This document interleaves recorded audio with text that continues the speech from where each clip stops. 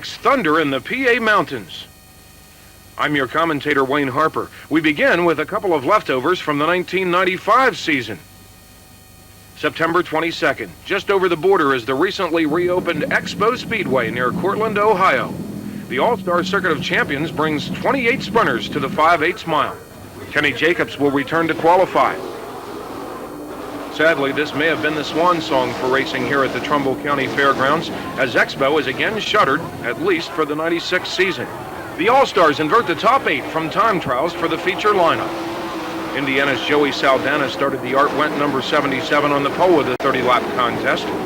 Joey led every lap over Dale Blaney and Kenny Jacobs for the $4,000 win. October 1st, just south of the PA border, is the late model capital of the East, the Hagerstown Speedway. 33 Central PA sprinters are in Maryland as part of the annual Oktoberfest. Jeff Rohrbal is out after tangling with Danny Jones and Alan Cole. The feature lined up heads up from the heats. Asper's Dan Dietrich in the Tailored Homes number 39 started on the front row and took the lead from fellow pole sitter Don Kreitz on the 6th lap.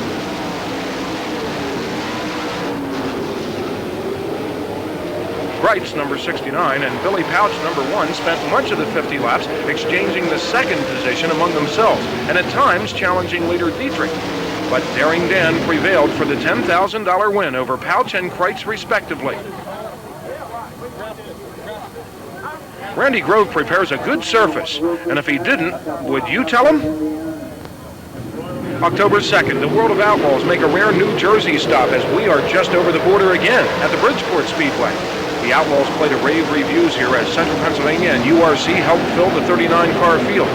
Randy Hannigan swerves on the start of the B main, and Bill Glenn spins. Brian Brittenham swiped Glenn before clearing the rail.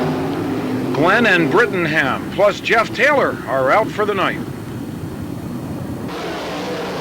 The World of Outlaws always starts the fastest right up front, but tonight we enjoy a good one, albeit off the front row.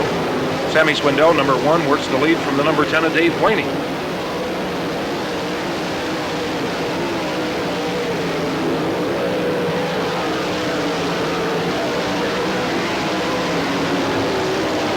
Here comes Blaney back again as the big 5/8 allows the world's best race car drivers to really grab a footful.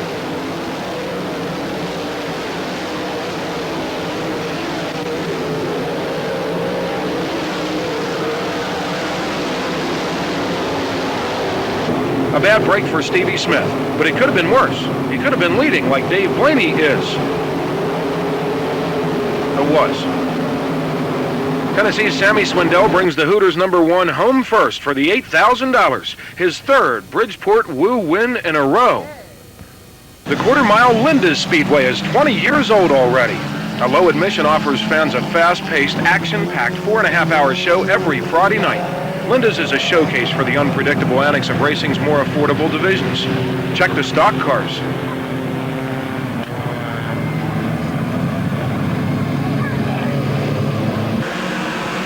Here goes the VW Modifieds.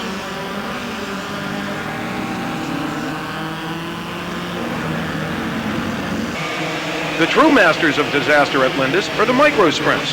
They're fast, light, and there's always over 60 of them.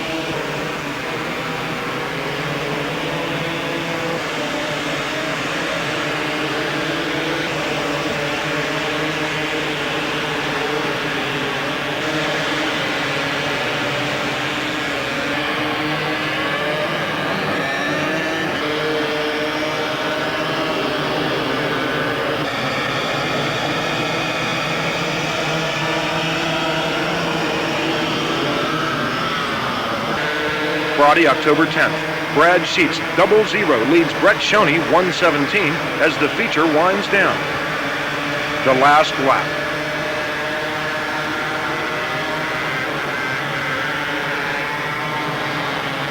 Trouble on the final turn leaves Shoney rethinking that move. Sheets backed across the finish line second, but was considered involved in the accident and scored last. Terry Schaefer from Temple, PA, was the first past the crashing pair under the red and checkered flags for another of his many micro-sprint wins. October 7th, Judy Bates excites the fans at Lincoln Speedway, and that's not a skirt she's lifting. 27 sprinters take to the short half mile.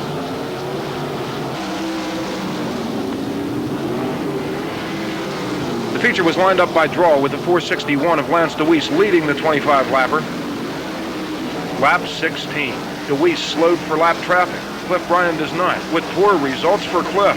DeWeese continued to lead until the final turn when he again slowed for lap traffic as the Apple Chevrolet number 12 of Salfordville's Fred Raymer does not. Fast Freddy waves hello goodbye from the high groove for the $3,000 win. We didn't have the car exactly right, but I just kept plugging away at it, and Lance got bottled up behind lap cars, and when you're the first car there, you don't know which way to go. He went to the bottom. I figured, shit, might as well take it out over. I run as hard as I could. I was lucky enough to get a run around there and get clear. Otherwise, Lance had it. He was operating pretty nice. We just weren't real good. October 15th, New York's Empire Super Sprints and the New Jersey-based United Racing Club present one of their challenge events at the Bridgeport Speedway. 45 sprinters filled the pits, including 28 from URC, 11 from ESS, plus 4 outlaw types.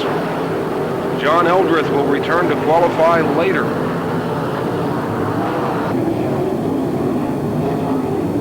Past URC point champ Dave McGuff will not. The feature lined up inverted by draw. Problems on lap 3. That's Carl Fryer upside down and out for the night. John Eldrith was running third. ESS racer Kevin Darling in the Niner leads for 7 laps until the Henry Fenmore backup racer, which had started 11th, slipped underneath in turn 3. Who's driving that yellow number 25 today? It's Central Pennsylvania's own Fred Raymer, and the one-day team is $2,000 richer. October 22nd, 27 sprinters and 31 super sportsmen bring down the curtain on the 95 season at Lincoln. Keith McManus has all winter to rebuild his sprinter. A small inversion by draw allowed the Miller Brothers E&G Classic number 17 of Hanover's Chris H. to start on the pole on the slick surface.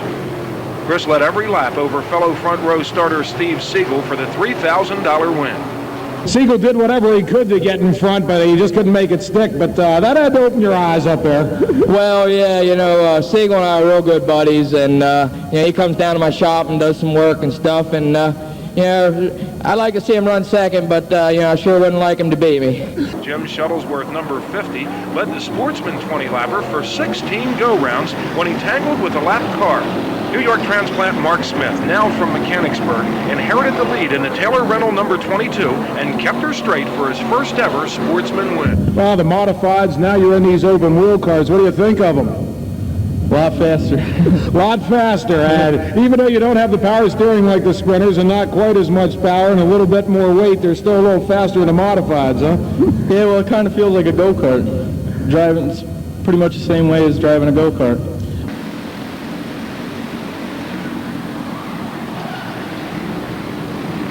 Niagara Falls, New York, named for a highly viewed difference in water levels. What really puts this Canadian border town on the map are the wintertime TQ midget races held in the convention center. The Can-Am Club always brings over 30 attractive racers to mix it up on the flat cement 8th mile.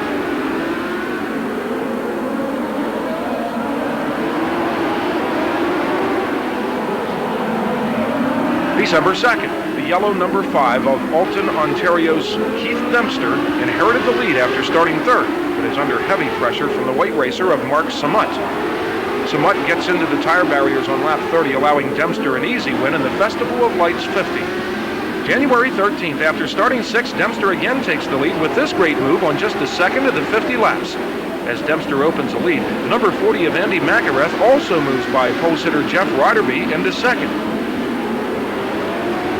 There's a camera in the McIlrath number 40, and watch as Andy salutes a lap car.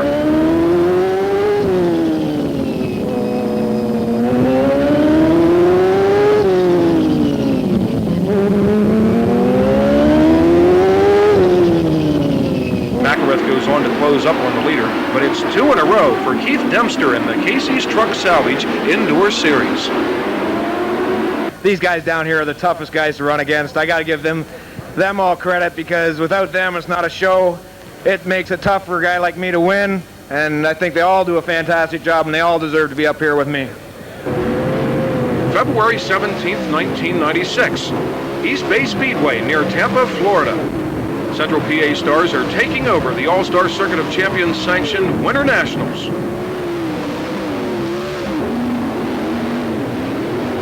Keith Kaufman gets low and catches the berm.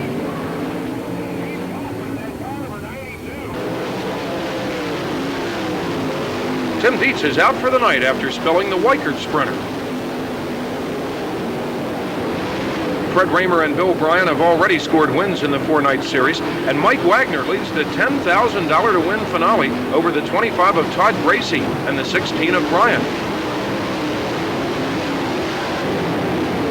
Effortless Bryan took the second position at the halfway point of the 50-lapper, and now the lead from Wagner on the 34th lap. Wagner was still running second when he blew a tire, sentencing him to a 14th place finish. Bill Bryan went on to park the C&B Mushroom Farms Bryan Excavating Special in the East Bay Victory Lane for the second time in 3 nights. And this is the Nationals. Yeah, this is the biggest race I ever won. You know, I was real happy when I won the Thunder on the Hill, the Grandview race, and I passed Todd Gracie the last lap for that race, and then he finished second to me tonight, and it's real neat to come down here with the Pennsylvania guys and whoop some ass. February 23rd, the Harrisburg Farm Show Livestock Exhibition Arena.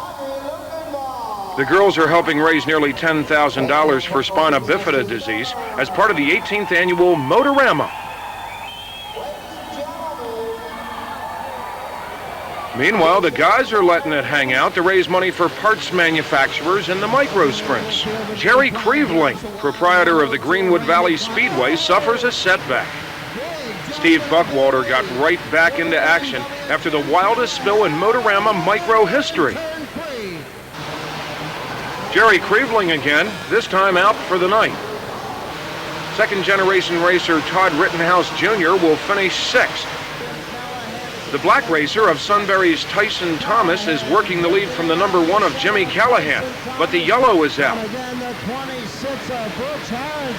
Callahan was restarted in front and opened a small lead until tangling with a pair of hooked-together lapped cars with just 5 laps to go. Callahan would return to finish 7th. Tyson Thomas inherited the lead and held off the green number 44 of Mike Dicely in the 15-lap feature. Motorama also includes a celebrity event featuring mostly sprint drivers. Driving micros is all reflexes, so who would dominate but the Silver Fox himself, Dover's Smokey Snellbaker? You're a past winner here at Motorama. How many times have you been in Victory Lane? Can you recall? I think this is only the second time I've been in, but it's nice to have. I really want to thank these guys for letting us use their cars. I really appreciate it to put a show on for the fans, and I think it's great. Well, Smoke, congratulations once again from all of us here at Motorama. We want to see you back here for another 30 years, buddy. Well, I think they're going to sign me up for next year, the way they said. There you go, ladies and gentlemen. Here's a true legend, Smokey Snellbaker. We wind up our indoor coverage with our new Can-Am friends back at Niagara Falls on March 16th. John Strothard's problems occurred during his heat race. We must admit some disappointment when Keith Dempster, winner of both previous features, was started on the front row. Keith pulled away in what looked to be a yawner, but racing is never truly predictable. A lapped car spun on the 27th lap, and Dempster braked to a stop, handing the win over to his teammate, Oswego Supermodified King, Joe Gosek, 00. Once again, Lincoln opens the Central PA Sprint Car season, this year on a windy February 24th. Greg Coverdale will have a short day. Warm-ups. The green is out for the first time in 96. Still in warm-ups. The red is out for the first time. Coverdale is okay. Heat race problems are the first of several for Chris Ace today.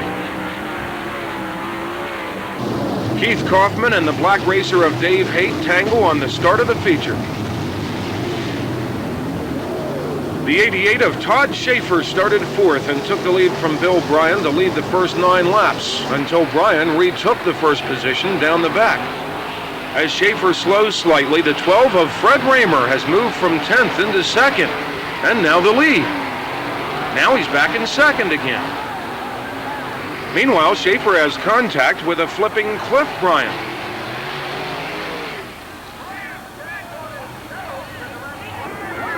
On the 14th lap restart, Raymer, a recent father of triplets, took command for the balance of the 25-lapper.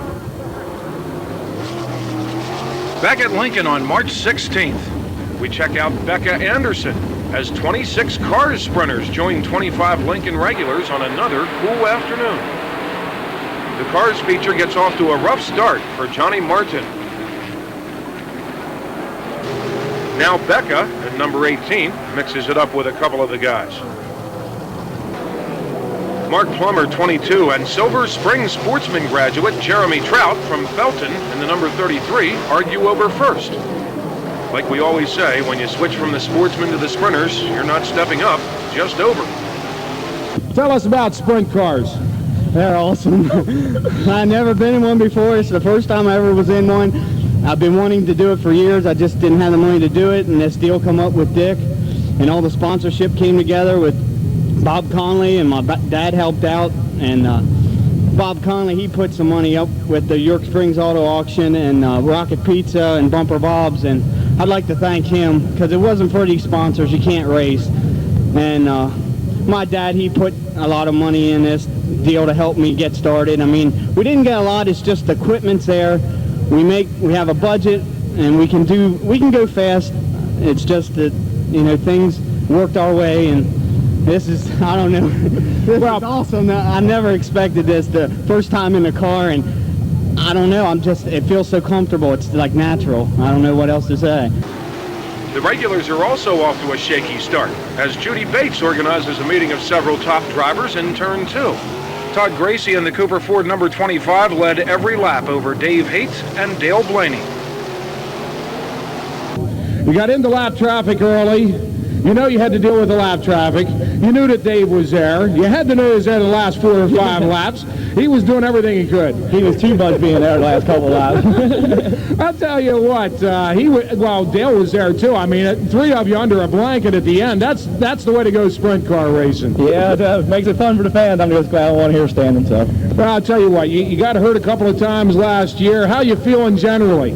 Oh, not real bad. I just operated on last week. They took the bar out of me finally, so. And back in the sprint car a week later and running like that, that's unbelievable. March 23rd, over 50 super sportsmen open the season at Frozen Spring. John Stamen is the first flip.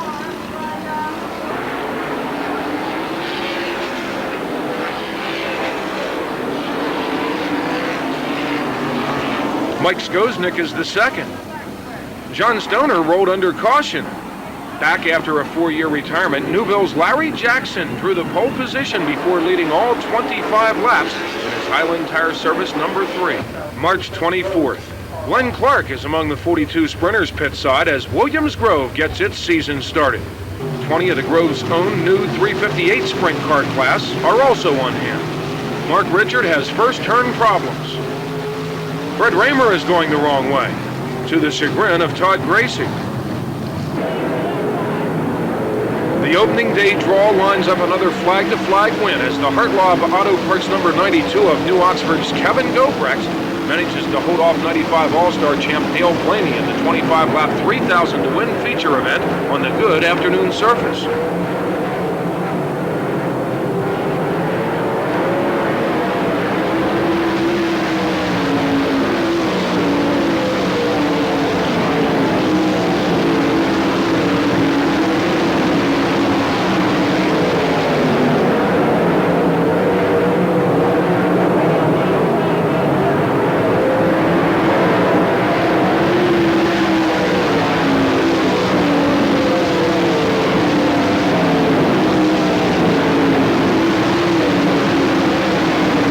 What were you thinking when you saw the red? I mean, you know, you're dealing with an experienced professional crew there right behind you as far as Dale Blaney is concerned, man who races for a living, and, you know, when they see a red flag, you never know what changes they're going to make. Did that scare you a little bit?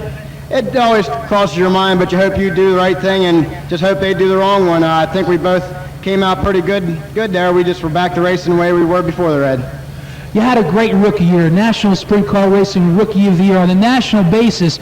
How do you like this sport now that you've moved up to these things? The sport's treating me very well, and I very, very much appreciate being here, and I like it a lot. Expect to see you every Friday night this year? Yes. Hey, right now you're the point leader, making a run for the championship in your first full year at the Grove. Bert Shoup is the star in some wild 3:58 qualifying action. Bert is a professor at the sprint car driving school conducted here at the Grove, and so, of course, there were some humorous remarks. Tipping over the guardrail, bringing out the season's first red flag. Another view.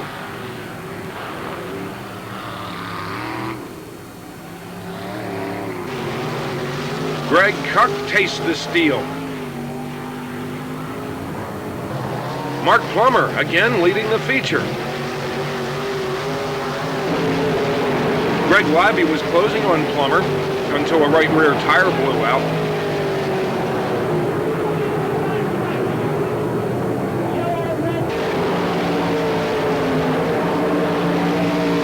Danny Jones from Hanover and his STP-sponsored number 8 takes up the chase, making the winning pass on the 14th of the 20 laps.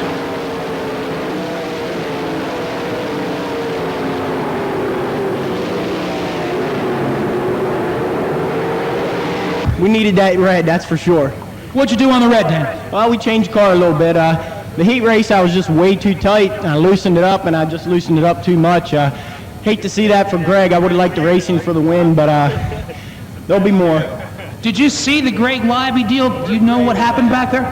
All I saw was he was sideways in front of me down the backstretch, and I got on the binders, and I was hoping he'd be able to keep it from turning over, but unfortunately it did. And, you know, like I said, it was we needed the red, but we didn't need him to turn over. March 30th, 29 sprinters are at Selinsgrove. The first lap of the feature produces quite a tangle.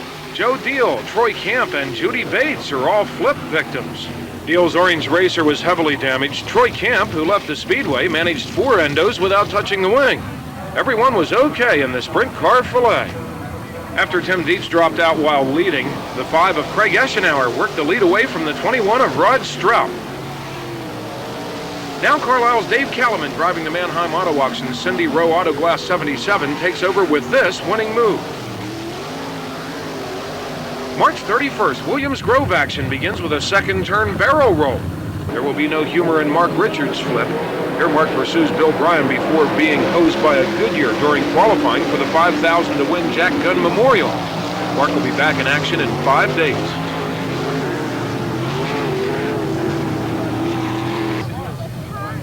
Certainly is good to see Mark walking away from that one. Looked like the time trial started the Walt Dyer Masonry 461 of Waynesboro's Lance DeWeese on the pole for his second Gunn Memorial win in a row. April 6th, Judy Bates is going to be the first female to win a 410 sprint feature in Central PA, and it won't be long. 31 sprinters and 37 sportsmen are at Williams Grove. Alan Cole moves high. Keith Kaufman overreacts.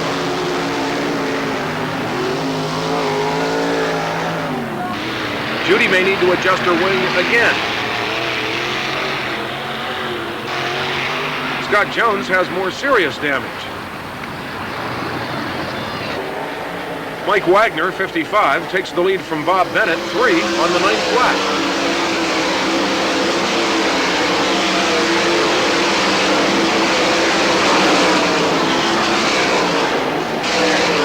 Wagner led until the 16th circuit when Millerstown's Mr. Excitement Todd Schaefer in the Turnbull Oil Shermansdale Village Square Plaza number 88 made the winning pass.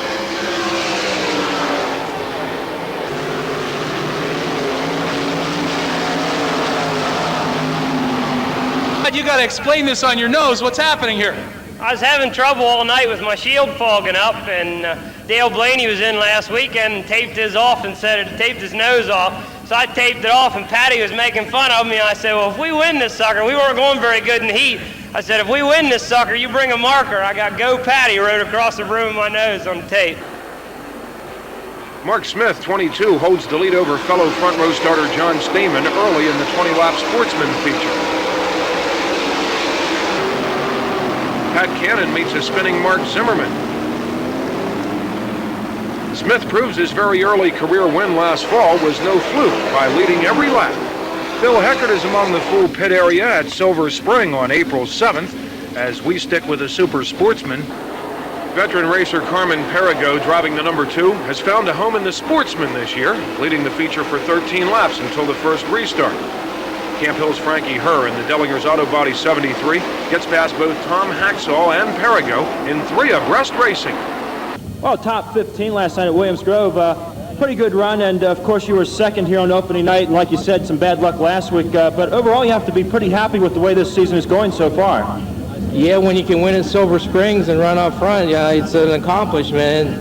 You don't get much competition any better than you do here at Silver Springs, and I really want to thank our sponsors, all of them. I couldn't stop. I mean, they back us, and this is our second year together, and they come right back and helped us out again, and I'm real glad to be part of this Whoop Racing team.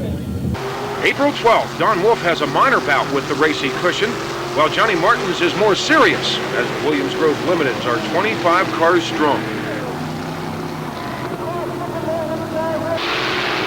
Dean Bush got over a tire.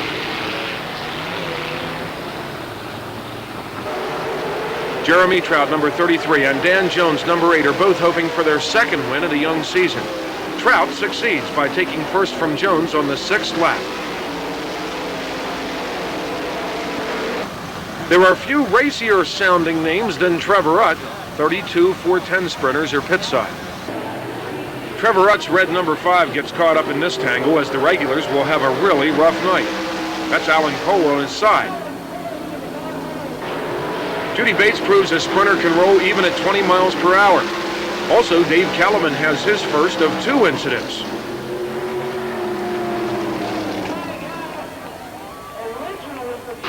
Feature time. Kevin Gobrecht begins a series of weekly 4th turn problems. It's a triple as Rutt and Steve Erdley join in.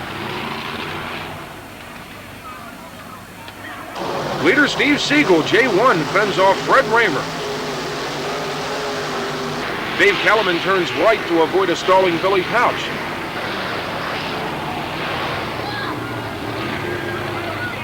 A call to Dave for height and earth-moving awards. Chaos on the restart. Tim Dietz is the 3rd home run of the night, a Grove one-night record.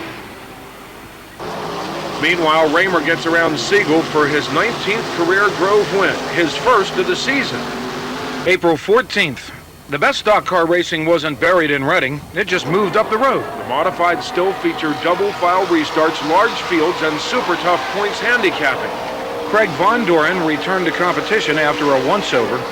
Kenny Brightbill's number 19 is black now, but still doing it on the outside.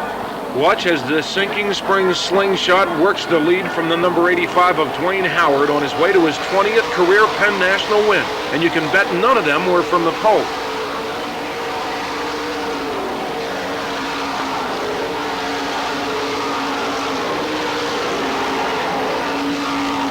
April 19th. When the sun sets on Friday night, it's showtime at Williams Grove. Billy Pouch, number 1, took the first position from Todd Gracie before pitting with problems. Mifflintown's Keith Kaufman, piloting the South Scarpeta Destiny Productions number 59, became the 3rd and final leader of the non-stop event. Keith's one of the best light drivers, and it's his first Grove victory since a World of Outlaw win in 1993. 40 career wins, you might get Paxton yet. Yeah, I don't know. Them old birds are tough to knock off the pole, you know, but hey, we might get lucky and win a couple more yet. Keith, you sure look good tonight. I mean, you put a move on somebody down there in 1 and 2 to get the lead. I mean, this was vintage Keith Kaufman tonight. Remember what I mean? You went from the outside and crossed down, took the lead on the bottom. That was really a neat move. Well, you can do that when, you know, when the car's working really good. You know, Jim Groff, all these guys, they did an excellent job. You know, it's a 2-year-old race car, and you know, it's a big morale boost to go out here and beat these big money teams. Did you know you had Fast Freddy all over you for a while? No, I figured he was back here, but I was just going to keep the hammer down. Back at Williams Grove on April 26th, 19-year-old Scott Jones will be on the hammer, leading the feature for 5 laps, until Judy Bates, we won't tell her age, took over with drama.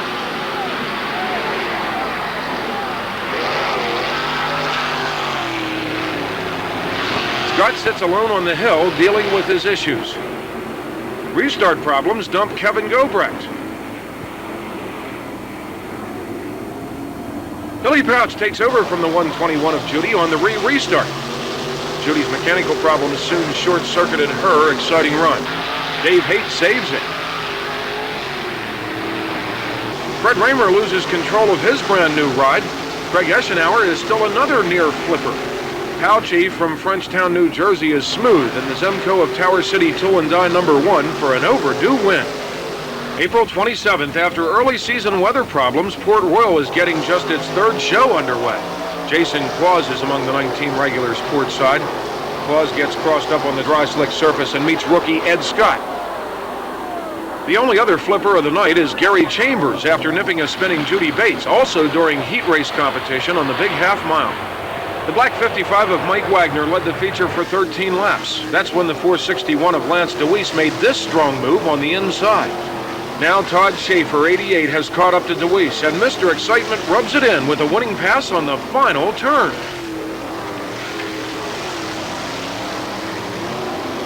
The addition of 33 cars Armaclad Sprints makes our port visit complete. That's Dan Richcreek.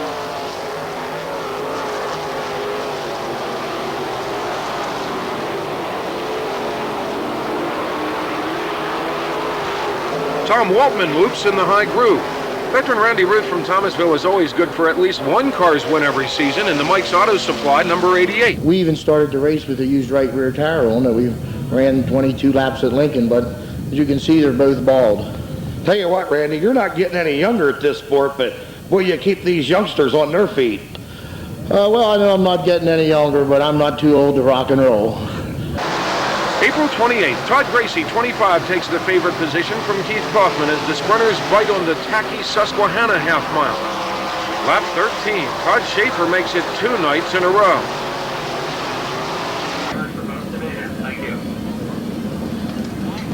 Another Susky tradition is a great sportsman feature. Terry Leininger, #1, and the 55 of Mark Zimmerman battled the first position for half the event, till the orange Wintermeyer Construction #1 of Camp Hill's Jim Shuttlesworth conquers all.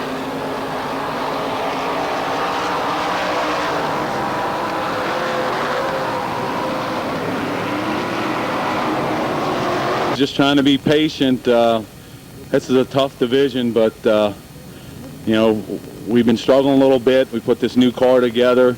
Kreiner built us a new racing engine. I'd like to thank Leon Wintermeyer for his help. You know, Ron Buzza, he owns the car. I mean, it's just a great team. We just need a little bit of luck, and we turned it around with a whole different car and engine, and it seemed to work out. The All-Stars visit Modified Country's half-mile Black Dirt East Windsor Speedway on May 1st. 24 teams work their racers to Jersey specs for the Wednesday night show. After being run over by a push truck, Len Thompson forgot to re-secure his steering wheel. This bent the car. With much experience here in the mods, Billy Pouch, #1, started on the pole with the dry, slick, hard-to-pass surface also in his favor. Everybody followed behind, except Valor, Ohio's Dale Blaney, driving the Hughes Motorsports J&J #94. Masterful in lap traffic, Blaney came from 5th starting spot to pass Pouch with 5 laps to go. Blaney's the defending All-Star champ, and we can see why.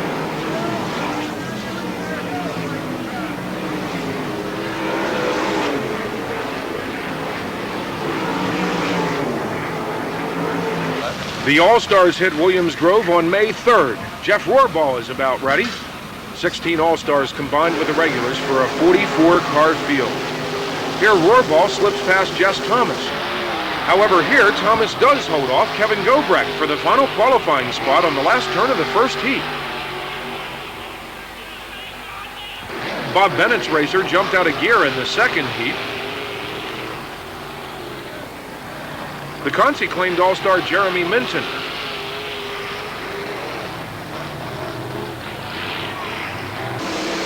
PA Possiers dominate tonight, but what a show.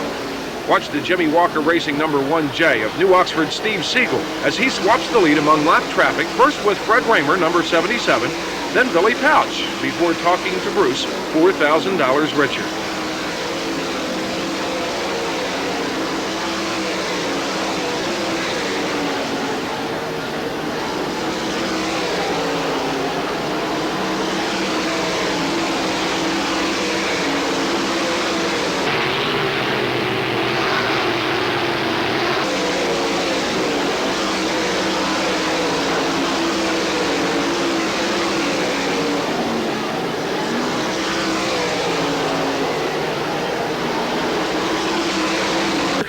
guess what I was getting at before is you tried being a mechanic for a year. It has to be more fun behind the wheel and standing in victory lane. Well, I figure if I'm going to work on it, I'm going to drive it. I don't like that working on it and all, just standing there watching it go around. You're kind of up there watching the car go around. You say, no, don't go there. Get down here. It's like, it just wasn't for me. You might as well do it yourself, right? Yeah, if I'm going to mess up, let me do it. May 4th, the All-Stars at Lincoln. Kevin Gobrecht wheelies and duels with Greg Hodnet on the short half. 38 sprint cars have the fans happy. Jeremy Minton finds the wall again. New Oxford Steve Smith in the Libby's Mobile Home Sales number 19 is back in action and on his hometown track. With 149 wins here in the Pigeon Hills, Smith works first from Donnie Kreitz for an even 150. The Lincoln fans ate it up.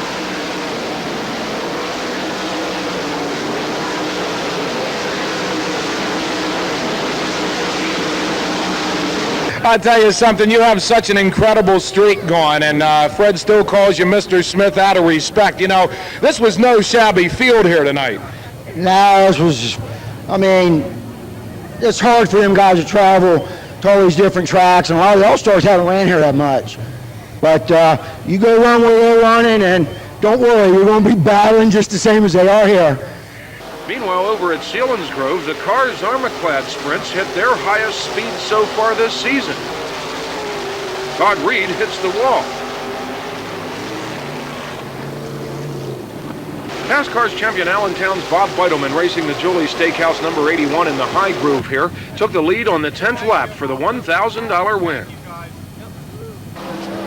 New Cumberland's Bob Bennett, number 3, holds off the challenges of Billy Pouch, and then Randy Wolf, number 75, on his way to his second career sprint car win, both taking place here at Selinsgrove. Yeah, it's what we basically work for all year long, is to come here and stand in victory lane in front of all the crowd. And we have our bad times and everything, being a low-budget team, but we do the best that we can with what we have and keep hoping that the sponsors are going to someday come. And it would always help if we had bigger crowds and everything. It'd be easier to get good sponsors to want to be here. So for all the fans that do show up, we greatly appreciate it. And if you guys can get some more people to come out here, it would help everybody's effort.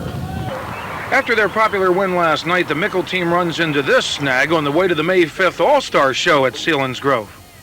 A giant crowd did not see much of the feature because of the rigs, which were permitted to park along the inside of the turns. The number 3 of All-Star Van Gurley Jr. grabs the lead on the start. Byron Reed catches the rail. However, with the turns completely blocked by trailers, the flagman did not see the incident, and the red was never displayed until the leader, also with his view hindered, struck the disabled car. Dale Blaney is again the class of the field, coming all the way from 11th starting spot to run down the leader, Jeff Shepard, number 1, on the 16th lap, which was just in time, since rain checkered the event 3 laps later. Summary of the All-Star swing: All-Stars 2 wins, Posse 2 wins, large crowds, and good car counts. May 17th, the Williams Grove Limiteds. Mark Plummer in the Jericho number 22 inherits the win from a dominating Don Wolf, who ran out of fuel. Meanwhile, Becca Anderson, number 18, won out over Danny Jones in this memorable duel for second. Nice to see you get the win. We know it's a long tow for you from Easton every week. When things don't go well, I guess that drive gets even longer on the way home. Yeah, it's now with all this road construction, it takes almost 3 hours, but we'll be here every Friday night, and hopefully next year they have us here every single Friday. The big blocks. Kevin Gobrecht, on a winner flip and turn 4 streak, works under the 39 of Phil Walter to lead lap 8. The fastest car tonight may be the second place number 10 of Len Thompson, but a blown tire interferes. The G-Man is the first repeat winner this year at the Grove.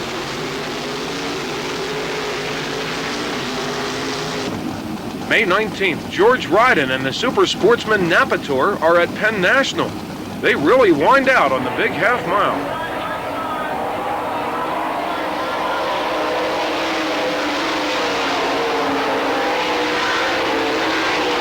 Steve Bettendorf flips right in front of Paul Troutman. Paul will qualify later. Steve is out for the night.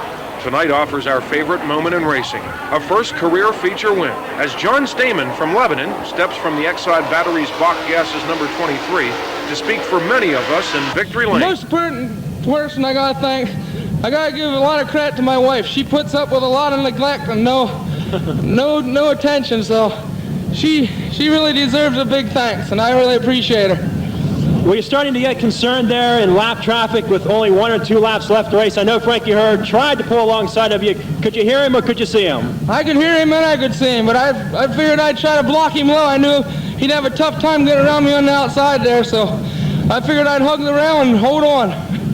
May 17th, hanging on at Williams Grove. Todd Schaefer spent the night in the hospital, but will finish second at Port Royal tomorrow night. Chris Ace came from 7th starting spot to the lead on just the second lap. Mark Richard gets her back down. The G-Man can't believe it either. Despite a distorting wing, Chris holds on for his first Grove win of the season. Billy Pouch, number 1, gets past Fred Raymer for second on the final lap. Claire Wintermeyer prepares his office for 3:58 competition. Claire was running second in the feature when his turn 2 spin was not avoided. Claire, Dean Bush, and Randy Ruth flipped, with Bush suffering a leg injury. Trouble on the backstretch. Here's a close-up of Wintermeyer sharing major impact with last week's winner, Mark Plummer. Larry Shoup, number 20, leads over Lebanon's Don Wolf. The 5th lap, Jeremy Trout makes a strong move, which carries him from 3rd to 1st, past both Wolf and Shoup. Gary Golub deals with a lack of steering. While Shoup would hold on for 4th, Wolf, driving the Zemco Speed Equipment TJ's Auto Body number 14, has moved back into 2nd. And now 1st on the 13th circuit around the Ascot of the East, Williams Grove Speedway. Another thing I'd like to do is thank the management of Williams Grove for taking a chance on us. This is the track. They call Williams Grove the Knoxville of the East. It's not that way. Knoxville is the Williams Grove of the West. Hey, we like that. May 19th, 39 super sportsmen come out to play on the bright red clay at Susquehanna.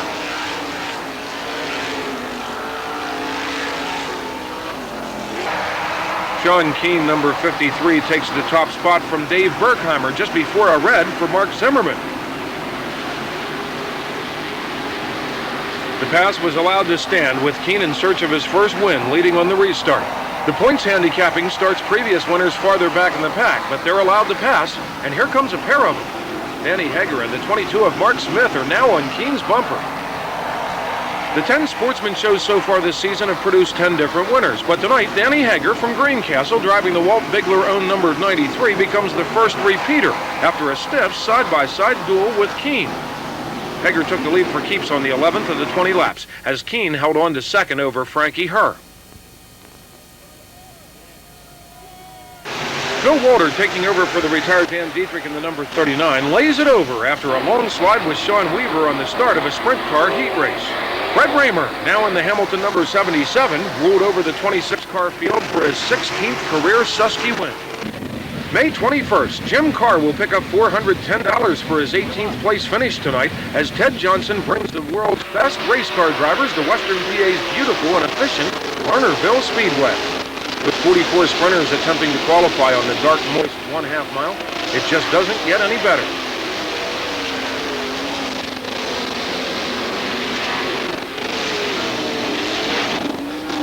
Joey Saldana would return to qualify and finish 14th in the feature. More qualifying woes.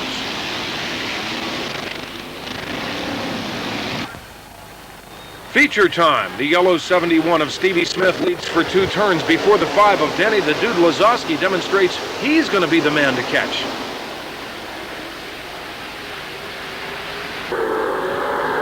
The Blue Deuce of Andy Hillenberg challenges the Dude through the heavy lap traffic.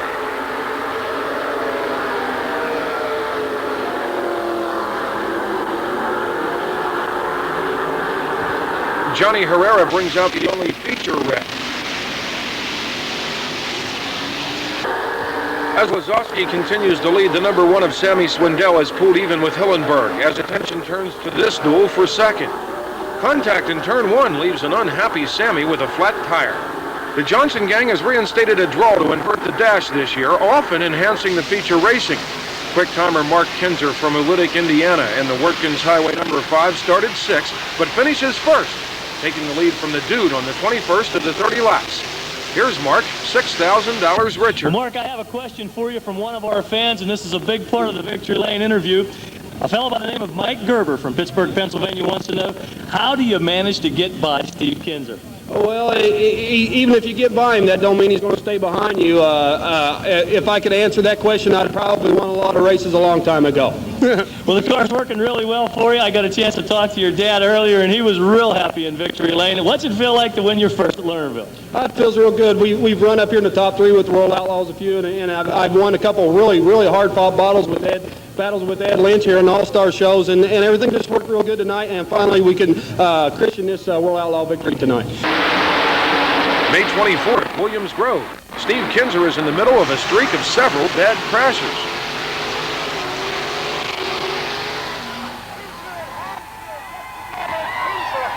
It's somewhat of an upset, as Tempe, Arizona's Johnny Herrera at Casey's General Stores Maxim leads every lap. May 25th, if you want peace, be well prepared for war. If you want to beat the Johnson gang, good luck. The sine waivers of live national TV coverage came to Williams Grove, but one thing you did not see was Californian George Porter's hard hit during warm-ups. George took a nap, but was okay. The Saturday night win was worth $9,000 for point leader Mark Kinzer on the dry slick surface. Meanwhile, over the hill, Jeff Stelter is ready for cars competition. What does a thinking race fan do when national TV coverage comes to Williams Grove? Why, set the VCR and head for Port Royal. Joe Ild was uninjured in a Port Royal Classic. Joe just graduated from the Micros. Rich Carnathan also will not qualify.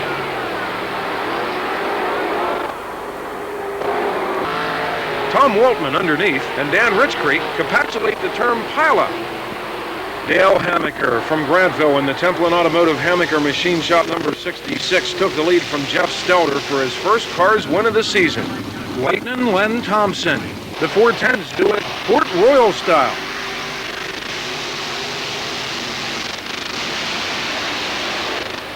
It's another new winner for the year. Tony Greener from Whitehall in his York International Fast Line Racing 61 picks up his second career Port feature win. May 25th, Sean Keane and the Super Sportsman invade Lincoln under threatening skies.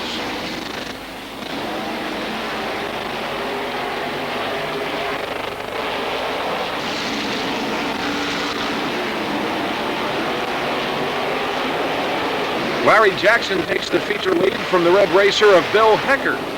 Russ Minton from Newville in the Kings Gap General Store number 77 takes the lead briefly before going at it side by side and back and forth with Jackson through Lincoln lap traffic.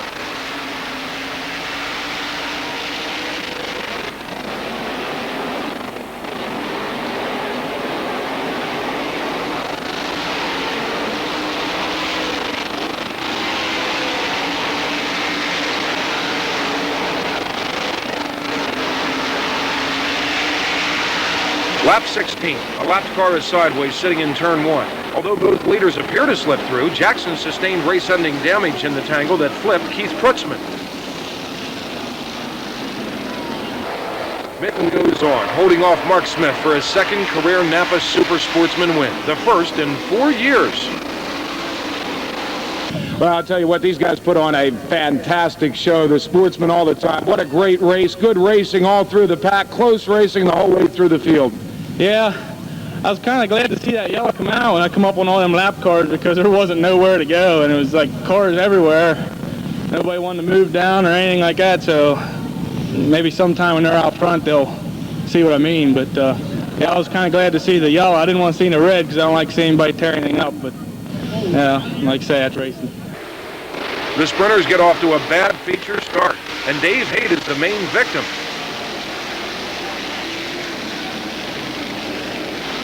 A good night for 77s as Fred Raymer zips past Phil Walter into the lead on an 8th lap restart for his 3rd Lincoln win of the season.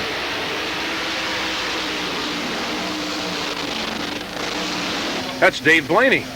We're back with the big boys as the Thunder on the Hill series kicks in at Grandview on May 28th. Blaney will return to qualify after flipping with the white racer of Cliff Bryan on the first lap of the first heat. Cliff's out for the night. When Mark Kinzer led from the pole, predictability threatened to return to the Skoll-sponsored series. Not this swing. Sammy Swindell runs down the number 5 and puts his number 1 in front on the 12th lap to stay. Here on the only true bull ring left in Central PA sprint car racing.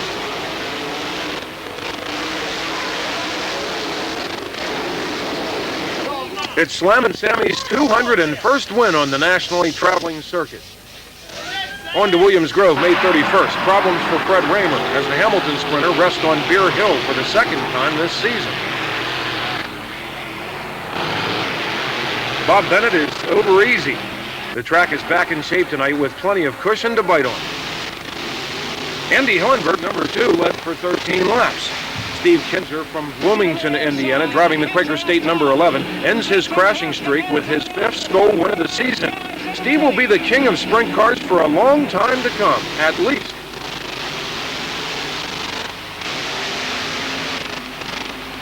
Steve, you had to be coming off one of the worst weeks in history for you. It looks like you turned it around tonight. Well, I didn't really turn around. The guys have really dug down and worked hard. The only thing I've been doing is turning things over.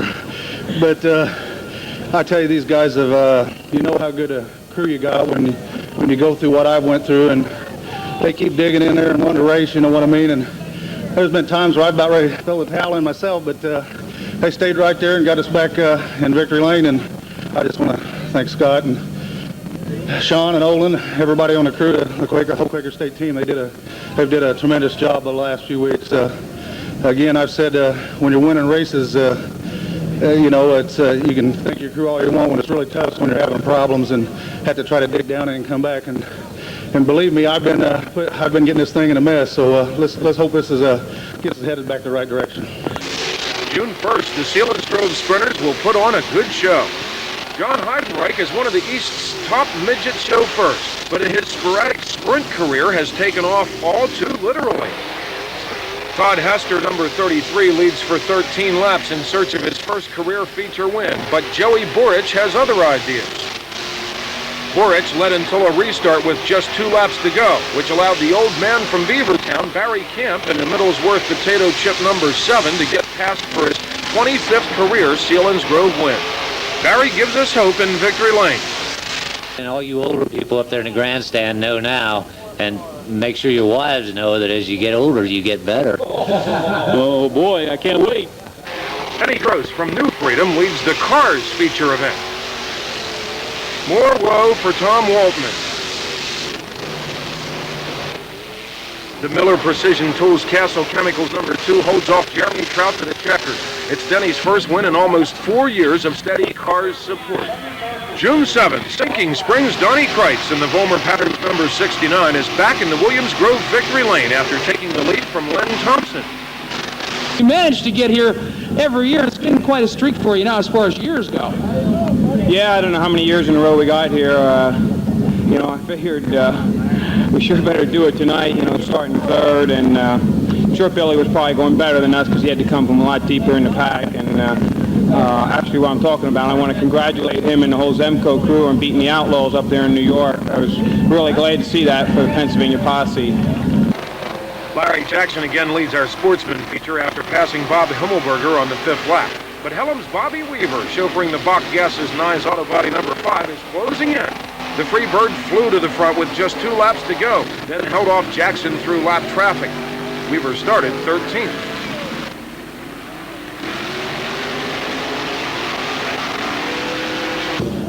On the final lap, did you know how close Larry was off the 4th corner? He tried the high side, then he tried to duck to the inside. Could you see him, or could you at least hear him? No, I heard him, but I couldn't see him, so I figured I was good. Once we cleared the corner, he wasn't going to beat me to here. Well, I'll tell you what, you had a little extra track time tonight. I'll tell you what, they kept you busy going from the sprint car to the super sports, and this has to be a lot of fun for you getting back in both of these race cars. Yeah, we put a new motor in the sprint car tonight, so we figured we'd bring it up. We're going to run up here when we get our other car done, which too much work in the shop. I just can't quite get it there, but we'll be back. June 2nd will be one of those nights at Port Royal.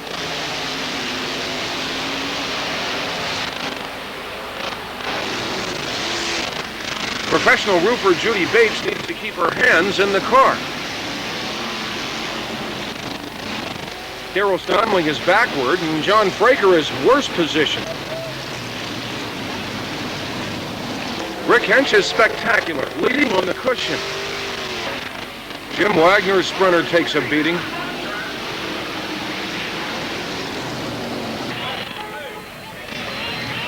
Harrisonville's Mike Wagner, driving the Clugston's Lumber Company Ott Brothers Furniture number 55, worked the lead from Rick just before Rick spun. Now Todd Schaefer is challenging Wagner. The two leaders made contact while battling and then under caution. Schaefer, discovering the initial contact had left him with a flat tire, apparently drove into Wagner in an effort to bring the 55 pit side as well. Officials stirred controversy by reinstating Wagner to the front. Lance DeWeese, who normally would have inherited the lead, protested lightly. Finally the restart, but more excess drama as Tony Greener is out of here. Tony appears hardly shaken, but contemplates a week of hard work. Wagner holds off DeWeese for a popular first win of the season. Well, Mike, I don't think they get any wilder than that one. Yeah, that was a heck of a race. Todd was really quick, and he went in, and we got together, and then he come back out there and run into me, and then Lance was fast, and it's just one of them races. Tell you what, this one you can say all the big boys were here when you picked up the win. Yeah, that's one good thing about it. I just back here went in the trailer and said a prayer before the feature, and I figured we'd be pretty decent tonight. Tell you what, Mike, you drove the wheels off of her. Yeah, we were getting pretty loose there the last couple of laps. I figured Lance would be coming, but we held him off. The car sprinters conducted themselves as the professionals tonight, a more and more frequent occurrence, we might add.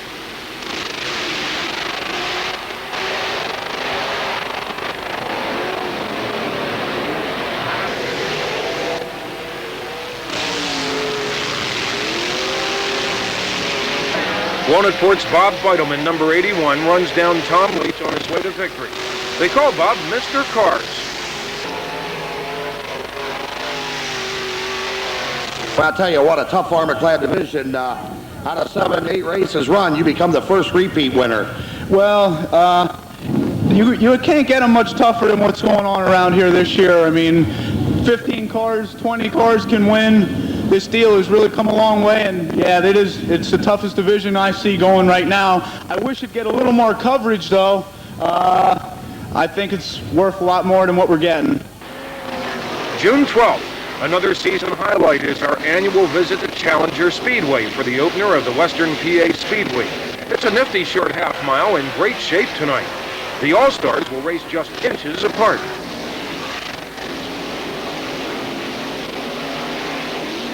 Bob Felmley and Andy McKesson got even closer than that. The 8-car time trial inversion was enough to offer the full house 3 lead changes. Ed Lynch passed the 0-0 of Danny Smith.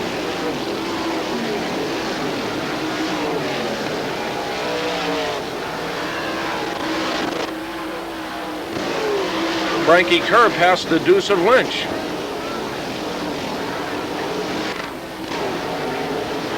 And now a daring move in lap traffic by Tim Schaefer from Aliquippa in the J&M Motorsports 55 precedes the winning interview with racing psychic Mike Dutko. All right, we'll jump here and get a word with our winner, Tim Schaefer. Do you remember a conversation we had back in the pits when you pulled a pill tonight? Yeah, I pulled the 11 pill, and I said, that'll be pretty good. And he said, well, it's going to be real good because you're going to win tonight. And I said, yeah, I sure hope so. He goes, I'm telling you, you're going to win. And I said, all right. After an embarrassing display of time trial ineptness canceled Port Royal, the All-Stars got their act back together at Lernerville on June 14th. Brett Mann would have to qualify through the C and B mains. Occasional racer at 50 years young, leader Steve Smith, number 19, may be a little rusty around lap traffic. Dale Blaney opens up a lead, but the yellow is out. The restart sets up a near dead heat as Blaney edges out Tim Schaefer.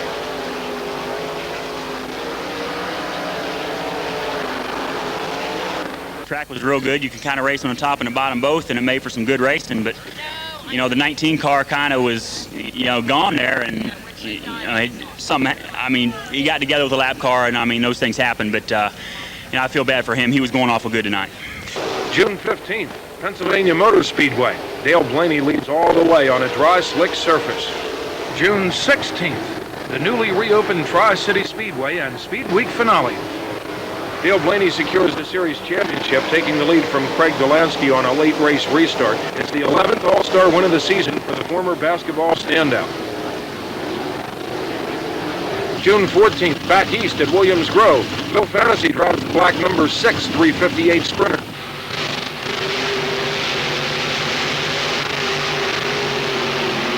For the second year in a row, Rich Nye takes it out of the track.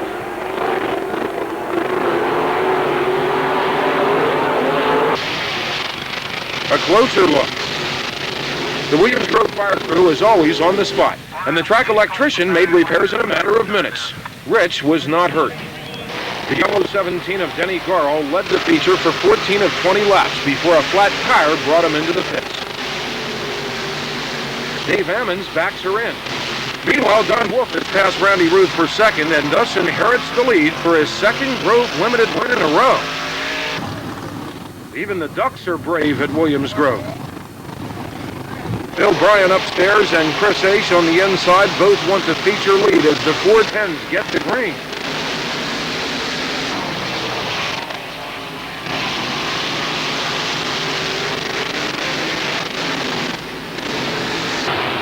Judy Bates and another tip over.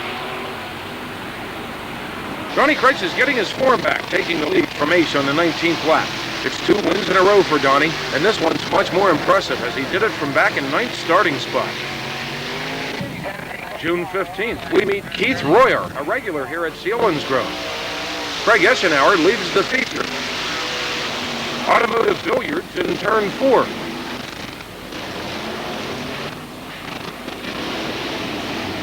Royer bumps the rail in turn 2.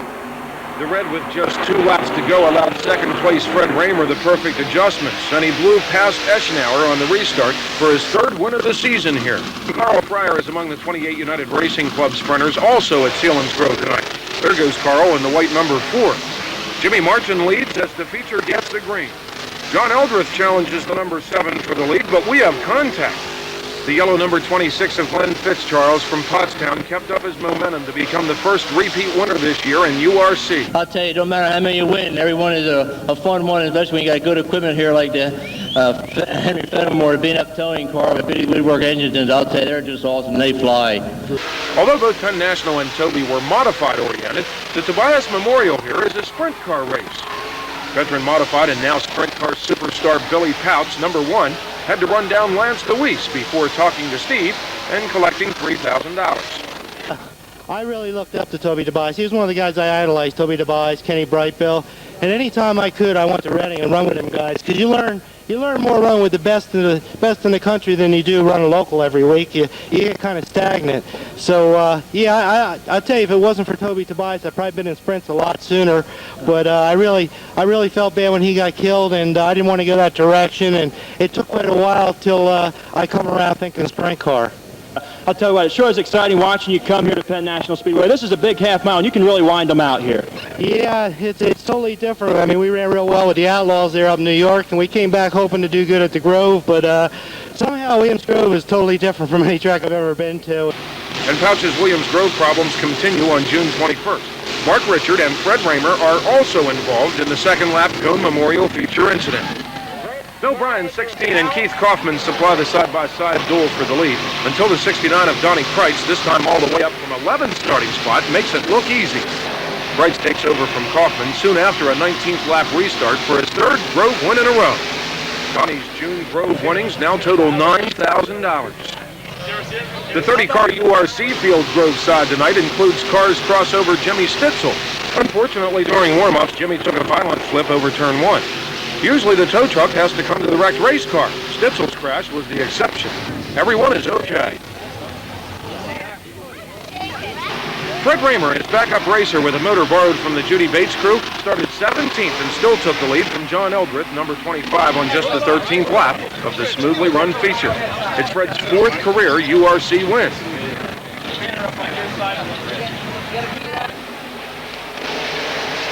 June 22nd, Lincoln. Keith Kaufman gets pinched. The Apple team would drive into town and retrieve a backup racer.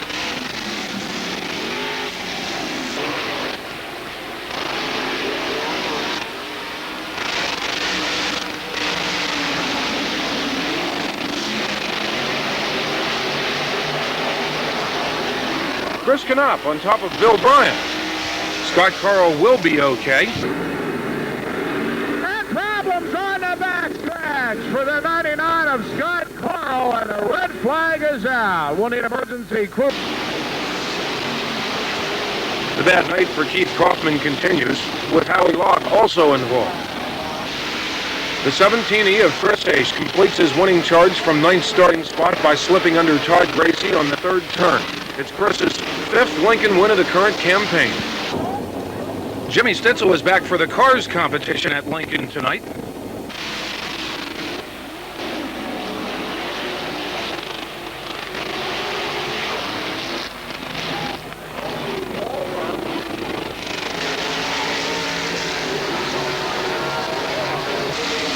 The green 23 of Doug Ressler's been leading a lot of laps lately, 13 more tonight, before Jeremy Trout makes it 2 out of 3 wins at Lincoln this year in the Cars Armor-Clad Sprints.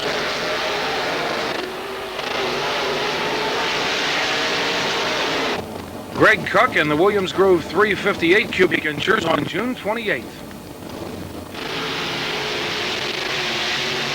Here Greg's blue number 11 duels with Donnie Condren before 4th turn problems put him out for the night. Way out.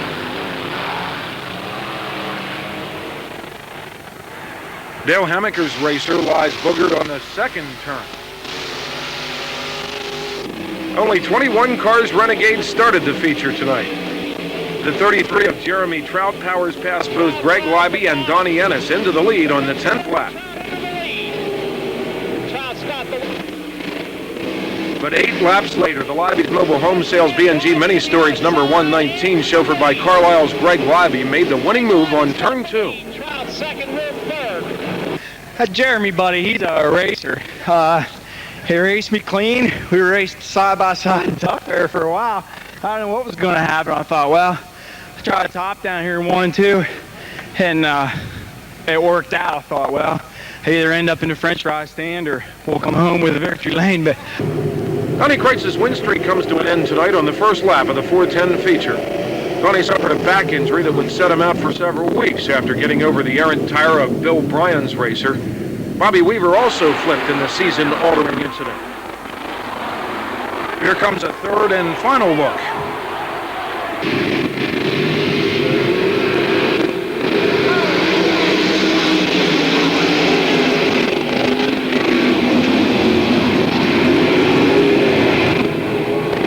On the front stretch. The pileup was not the only damage done tonight. Todd Gracie breaks in his new ride. John Fraker loses a battle with the rail. Mark Richards spins and things get worse.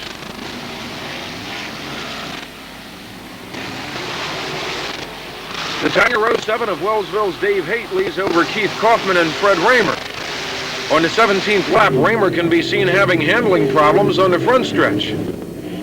Raymer went on to lose complete control on the backstretch. Jeff Thompson clipped Raymer, and heavy car damage resulted. Jeff was okay. One of the happy people tonight is Dave Haight, who holds on over Kaufman and Lance DeWeese. Dave, congratulations. Boy, thanks a lot. I mean, I thought I was the odd man out. Those guys won a race here with every other kind of car they ever owned, and man, I didn't know if we were going to get one with this one this year, but I didn't think I was ever going to get one, so I don't know what to say. I'm just glad we got one finally. What were you thinking when the red flag came out? Everybody stopped on the front stretch. You know you've got Keith Kaufman, the leading active feature winner at the Grove, behind you for 8 more laps. What's going through your mind during that red flag period? Man, here it doesn't matter who's behind you or what. Anybody, if you're in front here, everybody behind you is fast. And as far as tonight, I was kind of glad to see the red because, you know, actually I thought that with a wide open racetrack and just the cushion, I was all right. The lap cars, I think, were, you know, Keith probably, if he had a shot at us, it would have taken lap cars, I think. July 3rd, the Super Sportsmen visit Lincoln.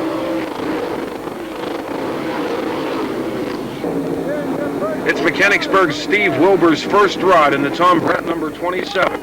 It's a click, as Steve is on his way to his first win despite this strong challenge from the 55 of Tom Haxall. Tom's pass is renegotiated by a caution with 2 to go. Steve restarted in front and talks to yours truly. Steve, a great run.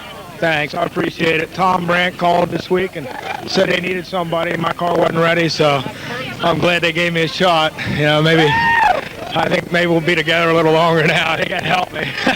July 4th, after a couple of rainouts, PA Speed Week gets greened at Penn National.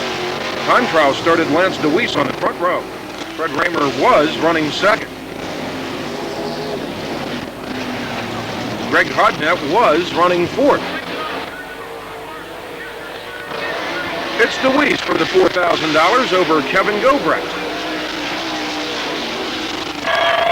Lance, for the past 3 years here at Penn National, it's been 2 drivers in victory lane. You or Billy Pouch, and Billy wasn't here tonight, so that means we had to put the 461 here. Well, yeah, the other week here, we picked the wrong tire. Billy and them picked the right tire, and he passed me 2 to go. Tonight we picked the right tire, looks like. Were you having any trouble out there on the racetrack? It looked awfully smooth out there. No, I was getting a little loose out high through 1 and 2, and I moved down, and I felt pretty good down there. And I knew I was pretty fast through 3 and 4. I thought it'd be a pretty good car to, get by me. But, lap cars here, you get one screwed up with a lap car once, and you could be done. But, the group of guys I race against, they race hard for all 30 laps, and you can't back out of it until the end. With the 410 feature sort of over before it started, the cars' sprints were on hand to steal the show and then some. The 95 of Mike Lehman comes from 11th starting spot to take first from a disappointed Mark Yinger on the 11th lap. Brian Seidel from Allentown, driving the Pepsi number 50, also has passed 10 cars already, and now he wants Mike.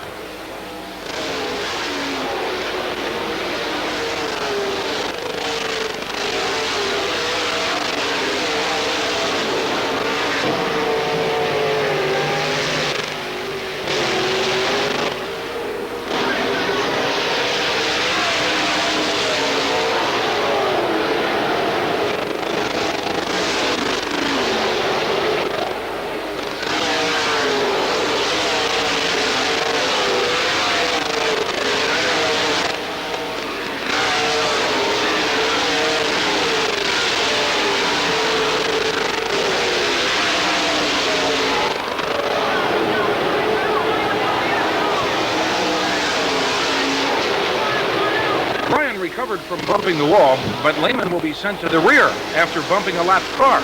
Drivers don't come cleaner than Mike.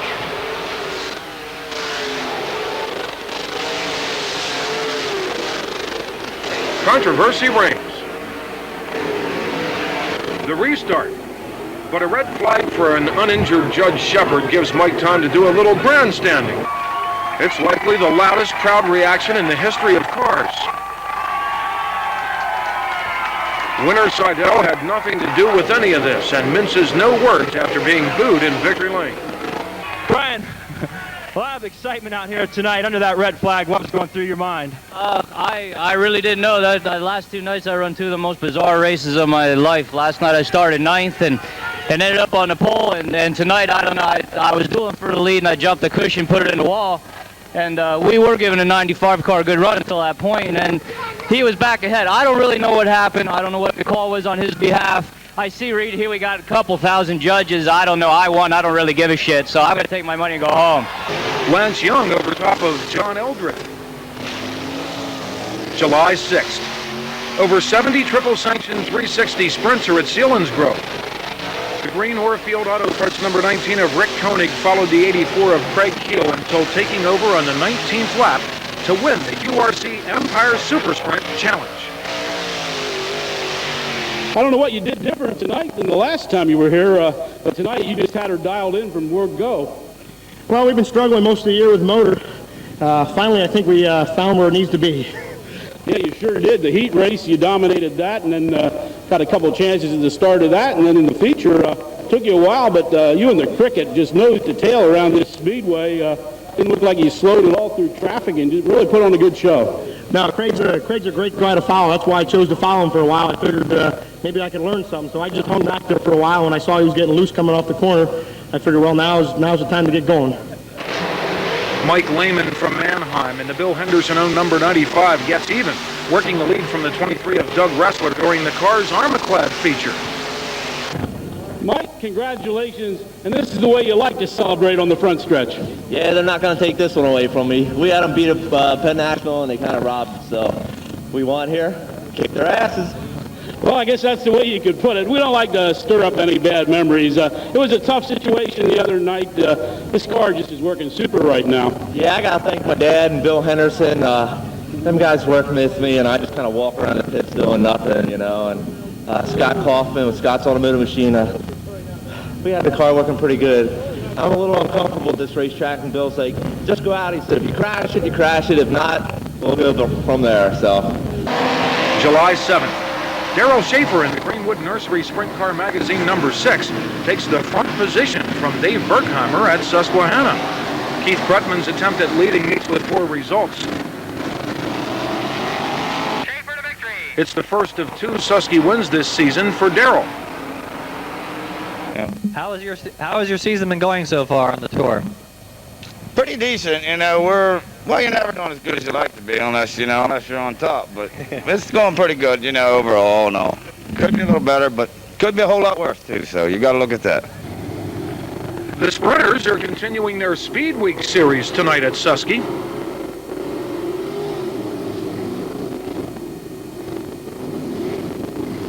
Trouble in turn 3 turns over Bill Fantasy.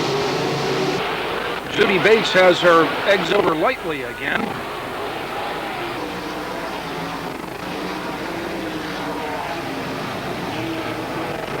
Someone tell Dave Callman to stop. The red is out.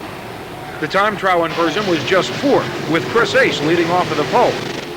Chris was in control of the 30-lapper until the 16th lap, when lap traffic was the 17's downfall. Fast timer Billy Pouch inherited the lead for his 2nd career Susquehanna win. Rod Straub hams it up at Selinsgrove and the Speed Week finale. It's July 8th. Keith Kaufman leads the feature, along with the Speed Week point standings. A 2-car tangle turns into a 3-car tangle when Keith joins in. Keith Kaufman would rally back for the points championship, but it's 2 wins in a row for Billy Pouch. For years, Lincoln Speedway has been home track for the fast sprint car drivers known as the Hanover Gang. In 1996, the Pigeon Hills short half mile pretty much became the home track for the Cars sprinters as well. This gave the large crowds frequent fields of 60 full-size sprinters. Some drivers do have problems. No favorable treatment for one of the promoter's kids, Greg Libby. Randy Davis launches over Tracy Templin. Moon Mullen. Jason Claus. Rusty Presley. Big Block Weaver tangles with Scott Carl. Jeff Werbaugh and Lance DeWeese. Mark Coldren flips. Jesse Wentz. Jimmy Stitzel. Jeff Thompson slows for the yellow. Jesse Wentz does not. Jeff Rohrbaugh in the spin of the year. Dave Haight. Bill Albright into Jeremy Trout.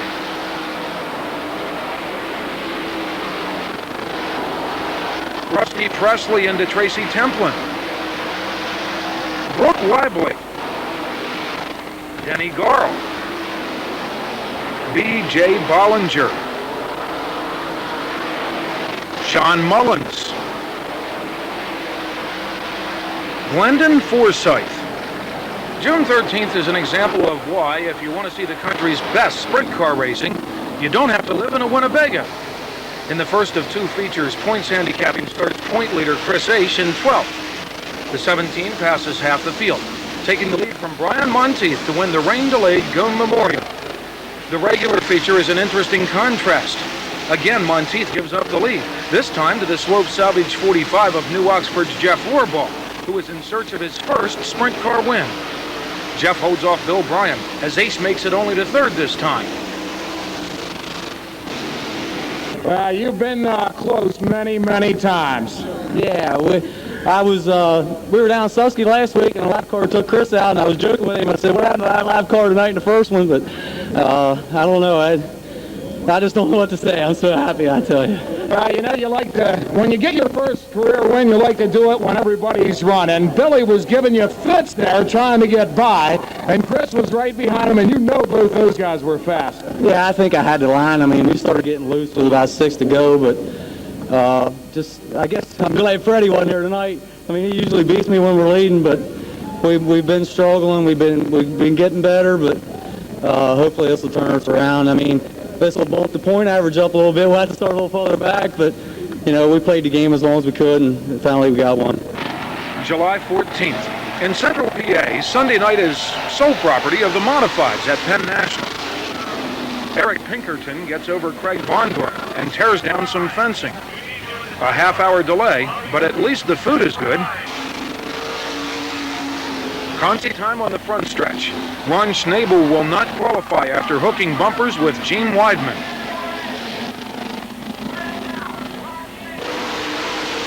Let's go feature racing.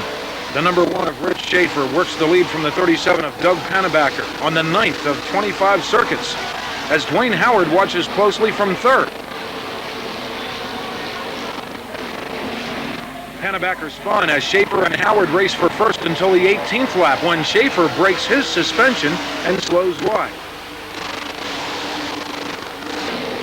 Ole's Dwayne Howard goes on to be the 11th different feature winner this season at Penn National. It's Dwayne's first Penn National win in 3 years. July 19th, Williams Grove. The incomparable wisdom of Sammy Green. 28 410 sprinters fill the pits. Bob Bennett is the victim of a botched slide job by Steve Siegel.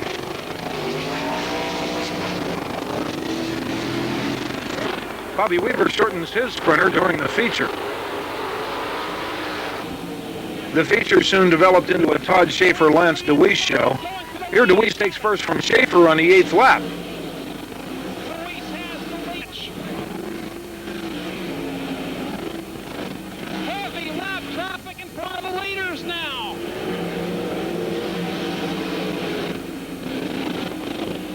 With 3 laps to go, Schaefer returns the favor among lap traffic. The regular feature win is worth $3,000. This is Celine. Tell us about her. Oh, this is my daughter. I'm pretty proud of her. Tell them who won tonight. Dad, for sure.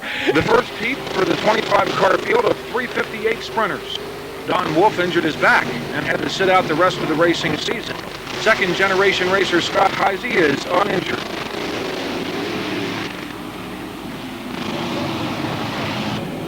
Randy Ruth came from 8th starting spot to take the lead from Gary Gullub for the win in what could be called 88 night. July 20th, a sprint car twin bill at Selinsgrove. Troy Camp contemplates before flipping with Ron Kramer, as Jim Campbell will with Todd Hester, all without injury.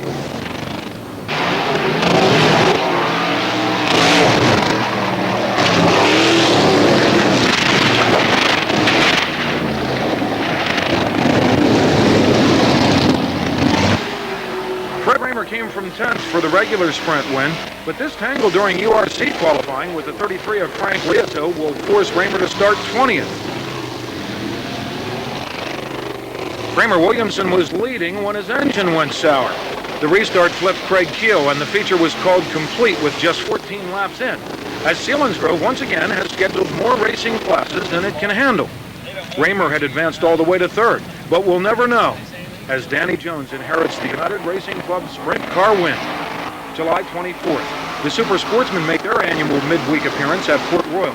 The sprint car regulars are also pitside.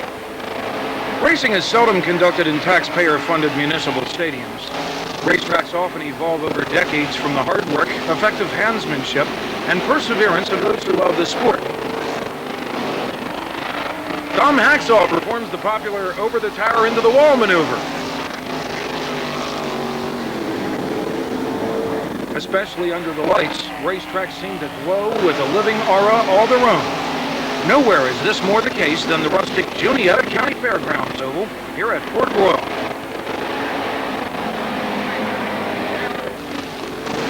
Once over off the turn 3 wall for Frankie Herr.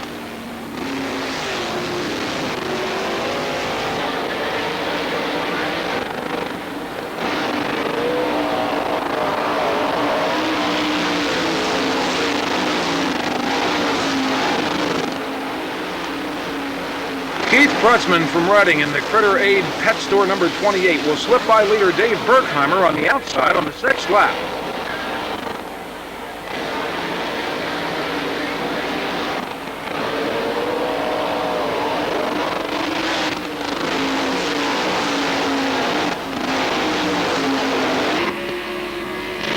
Prutzman held off Larry Jackson in the closing stages for his first win of the season in the Napa Super Sportsman. Hey, I'll tell you what, this is one tough tour, this Sportsman Tour. Yeah, it's one of the roughest, especially when you have 63 cars like we had at Silver Springs on Saturday, and then we had a bunch here tonight. It really makes it tough for everybody. I'll tell you what, when you had Jackson on the inside of you, did you know you had him covered? No, I wasn't for sure till after the other yellow, and I got away from him again, and I didn't see him, and I figured I had it if I stayed where I was. The sprints are less dramatic, as Lance DeWeese seems to have a knack for winning the pole when the lineup is by draw. I just don't understand how we have a point show and also draw for starting spots. I don't understand that, but it worked out to our advantage. July 26th, Williams Grove. Another win for Lance DeWeese. His battle along the way with the red racer of Bill Bryan speaks for itself. Billy Bryan back in front to hit into the first corner.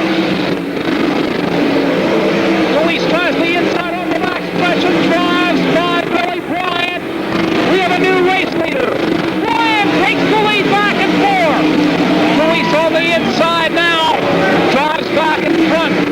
Luis, your leader, with 16 down. Bryan slides back in front of him off the second corner. Luis takes the lead on the back stretch. Lance tries the middle. Bryan down low. Lance will lead lap 17. Luis out in front now on the 461. The 358 car count hits a high of 28 tonight. Button in tight, Bert Shoup. Feature time. The 22 of Mark Plummer slips under Denny Garl and is the new leader.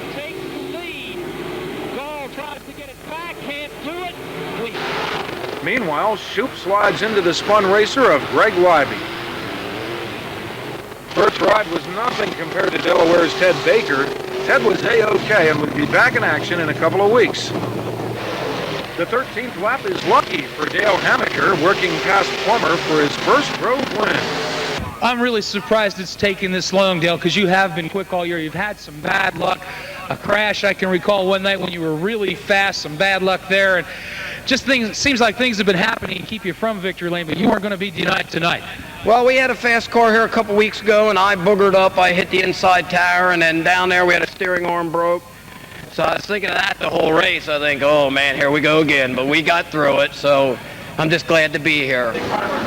July 27th, there will always be a Silver Spring where Silver Spring ought to be. Here come the Super Sportsmen on a very special night.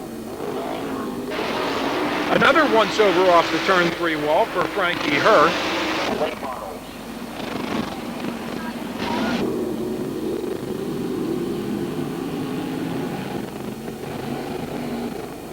Middletown's John Yanger, driving his self-supported number 15, picks up his first win in over a decade with ease.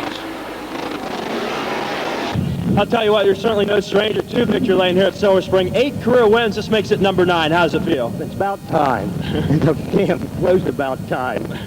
Now the treat. Liberated Super Sportsman. Nobody wants this more than Steve Cerniak. Calm down, Steve. Chris Reed is another victim of the 10 o'clock time trials. Despite having the deck stacked against it with a heads-up start from time trials, the wingless 20-lapper was a highlight of the highlights of the year. Donnie Beaver, number 10, battles with Bob Fantasy, number 1, early on. Mechanicsburg's Howie Locke in the Bittner Motorsports number 12 takes over second from Fantasy. The real race cars ran the feature non-stop. The final lap stars Beaver, Locke, plus the number 3 of Larry Jackson, and needs no description.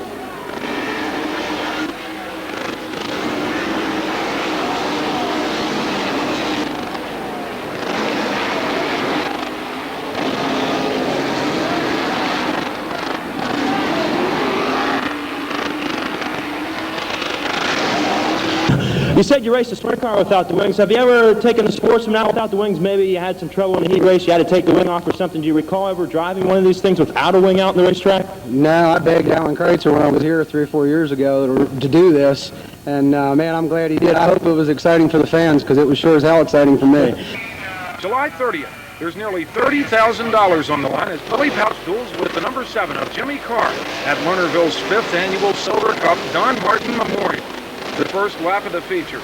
Pouchy, nursing a broken hand, finishes last. Mark Kinzer, number 5, set fast time, etc., and started on the pole, leading every lap. Here, Mark races through lap traffic ahead of his closest challenger, Dave Blaney, number 10.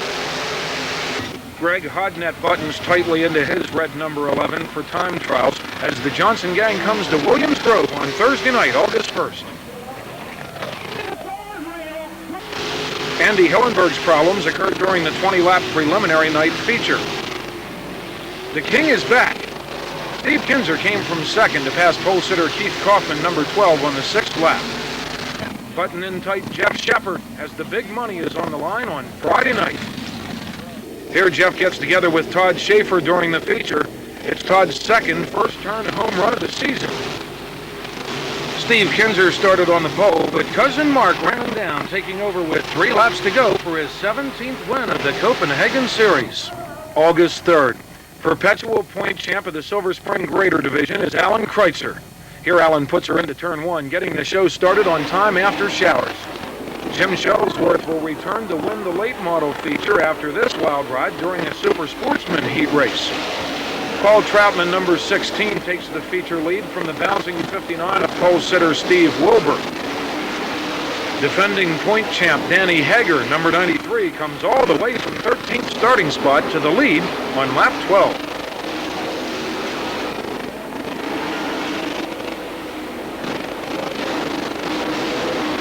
Twelfth place starter Donnie Beaver moved into second and challenged the Walt Bigler-owned racer of Hager, but it's Danny's second Silver Spring win of the season and his third on the Sportsman Tour. Danny, it's been a while, but you got the job done tonight. I tell you what, this track was real tough tonight for the heats and everything. The weather's really messing with Alan this week on it. And then the race, it was really tough too. Donnie Beaver, he come up to it, and I mean, he was there. I couldn't afford to make a mistake. I didn't need that last yellow, I swear I did. After all these years, you still get nervous on those restarts, especially while you're leading? Yeah, it's been a pretty tough year for us. I haven't won that many races, and when I got to the front, I hate to be passed. Lemoyne's Tom Leach, number 30, makes history as the first Armaclad Cars feature leader at Silver Spring. Tom did lose the lead briefly among lap traffic to Kevin McNew.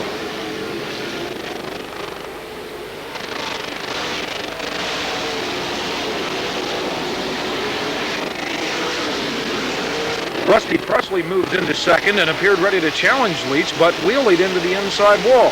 This helped Leach score his first Cars win. First career win, this has to be a highlight for you, and then coming here at Silver Spring, the first time you guys have ever been here, how does that feel? Oh, it feels great. I couldn't pick a nicer track. I mean, the track was really nice tonight, a little dry, but it was really nice. The car, I had a handful with the car all night long, but we're real pleased with it. Congratulations, Tom. Thank you.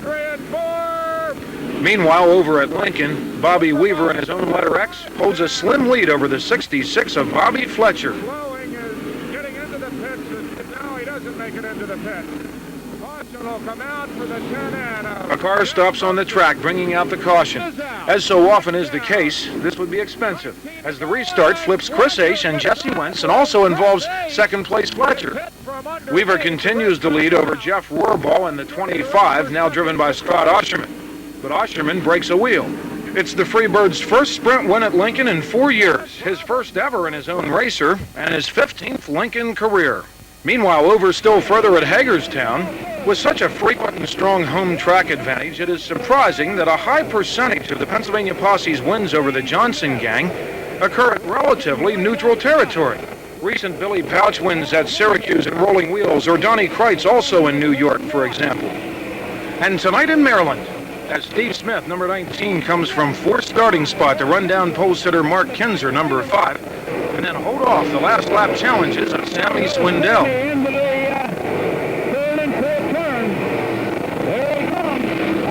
Sunday night things were back under control as Sammy started on the pole and led every lap.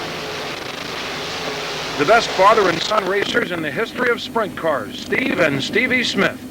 August 5th, Grandview. The time trials combined with a zero invert produced a nearly perfect sprint car race. Sammy Swindell started second and stayed there. Steve Kinzer started third and stayed there. Jack Howdenshield started fourth and stayed there. In the top 5, only Johnny Herrera annoyed the scores with his advancement from 6th to a 5th place finish. Oh yes, and with 23 wins on the season already, it was Mark Kinzer starting on the pole. He stayed there. Jeff Thompson, driver of the red number 10, pulls his helmet on tight for August 9th 410 sprint car racing at Williams Grove. In search of his first sprint car win ever, Jeff leads the first several laps until the 5 of Mark Richard, in search of his first win of the year, slips past on the outside. Note Billy Pouch already passed 7 cars and is now in 3rd. Will Kramer made a strong move into 4th, but paid a high, literally high, price.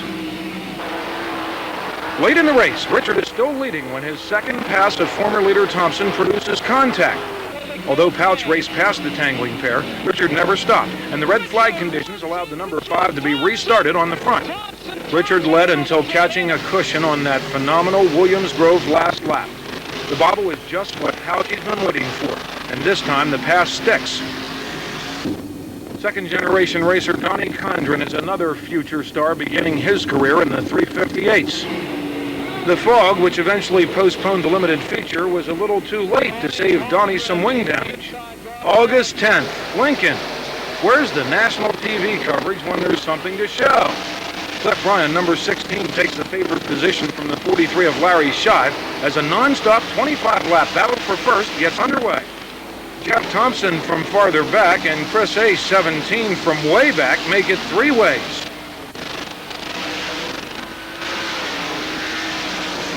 Thompson leads.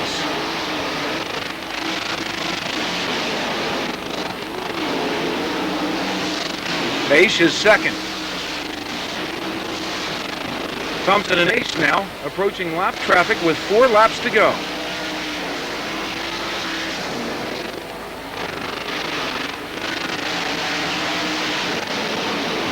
Three to go.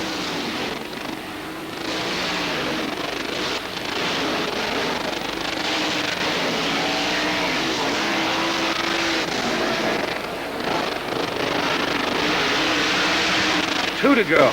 Mission accomplished for Chris H. 7 times. Who would have thunk it? 7 wins already. Well, you know, we were starting 12th, and the way we ran in our heat, I thought our chance was going to be pretty dim. You know, Jeff Thompson drove one heck of a race, and you know, he was pushing me right to the end, and you know, my hat's off to him and his whole crew, because you know, he done a real good job tonight. Knoxville Nationals. National TV coverage, sprint car racing's biggest crowd, biggest purse, biggest pit count, not to mention one of the best facilities and racing surfaces. Out of controllers include Jeff Haynes from here in Iowa, Max Dumsney from Australia, Donnie Schatz, North Dakota, the triple of Sid Blanford, Colorado, Tommy Scott, Illinois, and Robert Jackson, Australia. Also Dion Hendy from New Mexico and Greg Hodnett from Tennessee.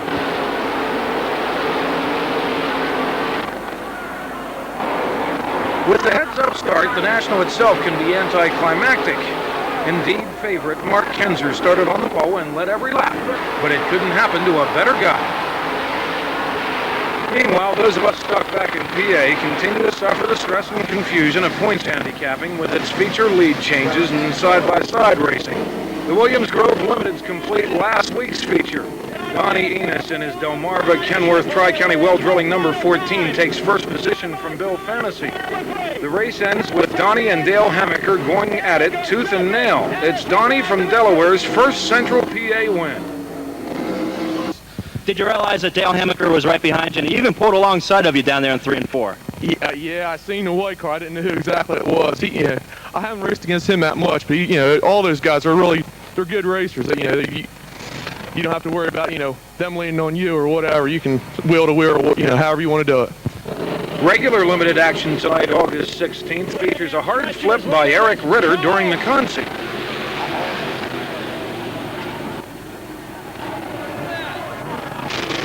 The first lap of the feature finds Jeremy Trout getting punted into the billboards. Sensational go-kart graduate Jimmy Burns gives up the lead to the 119 of Greg Wybe with 6 laps to go. Once again, Dale Hamaker's last lap challenges come up a hair short. It's Greg Wybe's second Grove win on the season. Button up tight Jess Thomas. The 410s use every cubic inch to yank him off the tight Grove turns on down the long straights. Trouble waits for Jess as Steve Siegel botches a low inside slide job.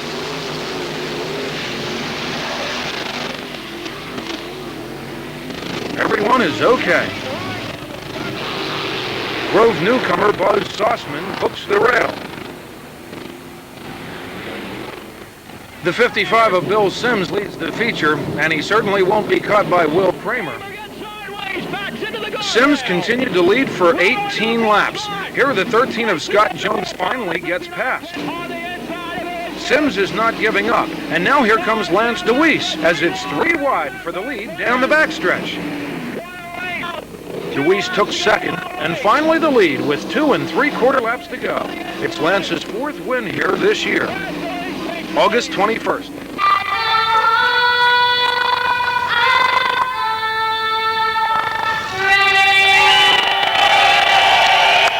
The Eastern Wingless Sprints of America get the green for their second event in history, both here at Grandview. Kevin White rolls, as would several of the 23 360 cubic inchers, which one writer called wingless, fearless, and clueless. Dave McGuff, Bob Swavely, and Bill Bryan are also feature flip victims, but everyone is okay.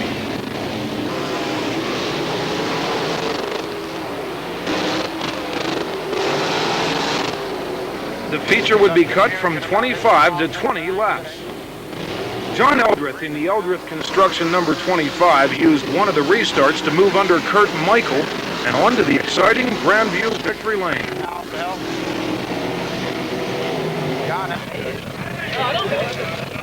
It's a big show tonight as the 410 wingers look like rockets, including their Thunder on the Hill series with a 30-lapper. Todd Bracey loses his steering in warm-ups. A quick detour for Tom Baer, also in warm-ups. Judy Bates flips, and this time she does not just tip over. Billy Pouch plays villain. Judy is okay. John's brother Tim Eldrith gets over a tire. These incidents were in or before qualifying races, and the feature went non-stop. The number 461 Lance DeWeese started near the front and held off Billy Pouch through the lap traffic to be crowned King of the Hill.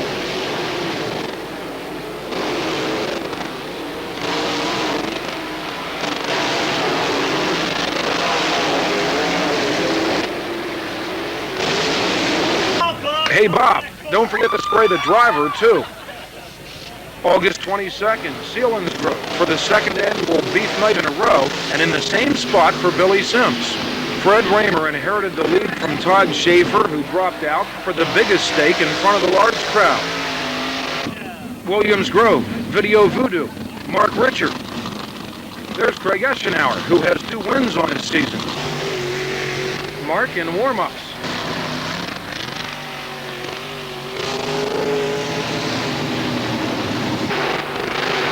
Craig in heat race action.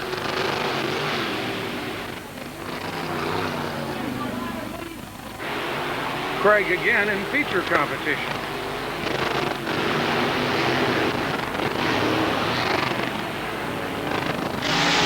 August 23rd includes twin 20 features for the Grove regulars. Feature number 1. Bob Bennett is the story as his red racer holds off those formidable inside challenges of Donnie Kreitz's turquoise number 69. Kreitz fades a little as the number 1 of Billy Pouch moves into second. Billy Pouch has taken second. Bennett drives by on the outside.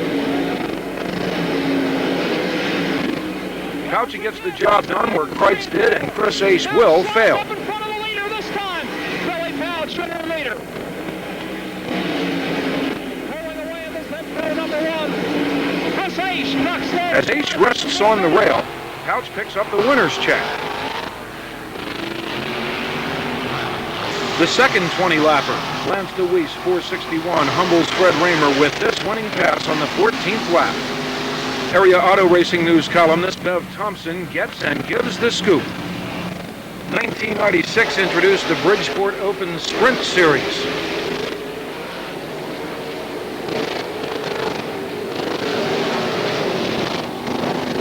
Glenn Clark is okay in warm-ups. Jeff Taylor's racer is destroyed after steering failure on a cool-down lap. Kevin Gobrecht's problems began before he got to the feature green. Only Cliff Bryan flipped under full racing conditions. The purse is outstanding for 25 laps. The August 26 feature was worth $5,000 to Fred Raymer, a very popular winner here in modified country. August 29th, the All-Stars are back at Port Royal. All-Star Kevin Huntley in the U2 took the lead from our own Bonnie Kreitz. But here comes Kreitzey back again, just before the pair of blue racers wore down the awesome Port Royal front stretch.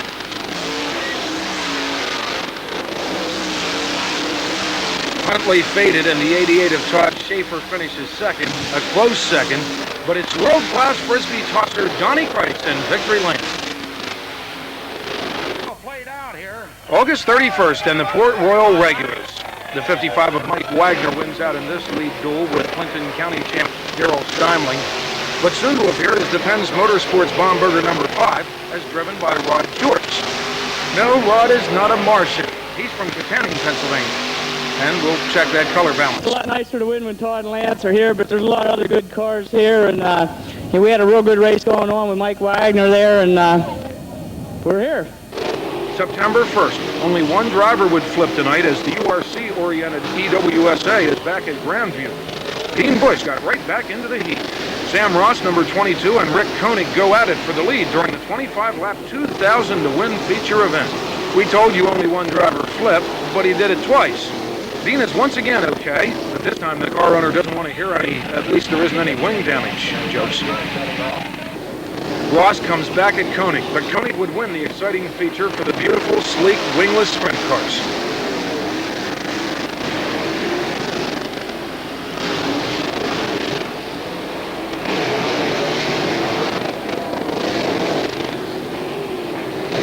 The last lap shouting match between Glenn Fitzcharles and Bill Bryan found their car owners paying a price after the checker. Labor Day, everyone's favorite tradition, and the only fair race left on the circuit. First we say hello to Curly Floppy and Pinky Twisty Tail at the Juniata County Fair before heading into Port Royal Speedway for the afternoon classic. Rick Hench, now in the Dietrich Racer, is joined by Tony Greener. The Classic is not known for passing, and when Lance DeWeese drew the pole, it ensured a Port Royal favorite in victory lane. After the Classic, a quick visit with Mr. Twisty Tail before we're 35 miles up Route 35 to Selinsgrove, where Billy Sims leads the feature. Up from the micros, Tyson Thomas spins the Boric backup racer. This would be bad news for leader Sims. Keith Kaufman, 12, inherited the lead and held off Chris H. in the Jack Gunn Memorial. Both drivers are okay.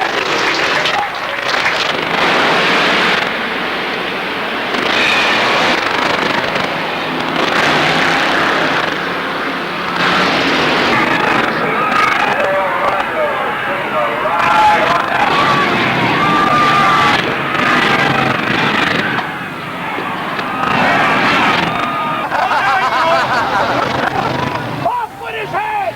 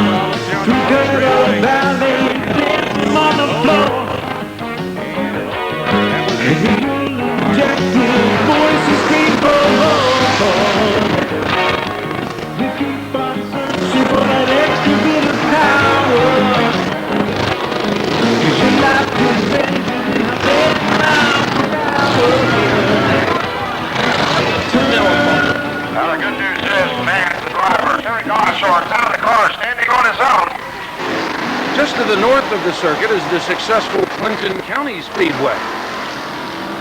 Portable divisions like the stock cars and even dune buggies allows no shortage of memories here on the long third mile every Friday night. And on the professional side, fields of sprinters on at least one occasion approaching 30 rounded out the shows during the 96 season. Bobby Sanso gets the worst of the deal on the front stretch. Mark Whitebread dumps and then is tagged by Vince Snyder.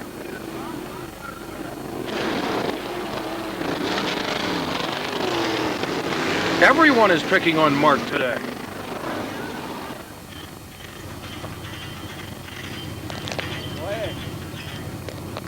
Brian Thompson spends his weekends in the trenches of the Midwest, capturing priceless full-frame images. Like many with equal access to both winged and non-winged racing, the Illinois school teacher says wingless is real racing. Here's Spills and Thrills, courtesy of Brian and his trusty camera.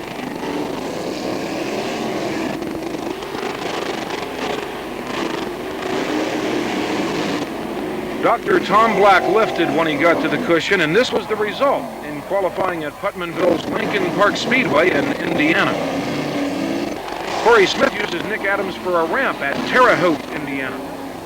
George Williamson uses Robbie Ort for a ramp at Terre Haute. John Stanbro spins and Dick Gaines blast him at Bloomington, Indiana, sending both flipping. Ken Christian bicycles and flips at Lincoln Park. Dustin Smith flips on a tacky Bloomington track in hot laps of USAC competition.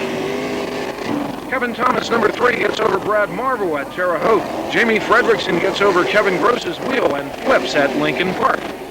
Jack Hewitt bicycles and flips hard, destroying his car at Bloomington. The midgets are just as wild. Steve Barth puked a motor and blasted the first turn wall during the Hut 100 at Terre Haute. David Gill flips at Canton, Illinois' Spoon River Speedway. Bonsai pilot Todd Thelen gets into Kenny Brown and flips at Jacksonville, Illinois. George Amon goes for a ride after getting over a wheel at American Legion Speedway in Fairbury, Illinois. Dirt car hayrides at the DuQuoin, Illinois State Fair. These well-sized sprint cars can chew up your roll cage. Jimmy McCune gets in, over, and on his head without injury. Brian's finale. Doug Collada flips during time trials at Terre Haute.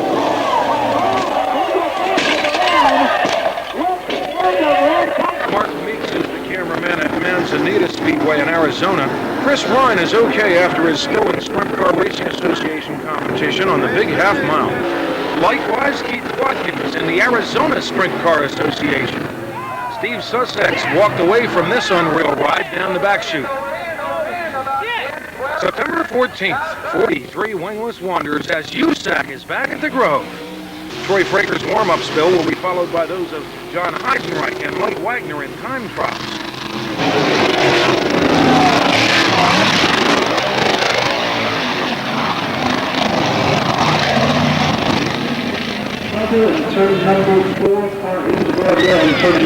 Mike Wagner, under time, look out! Mike Wagner into the guardrail and turning over between 1 and 2. Heat races dumped only Will Newland, and there was no damage.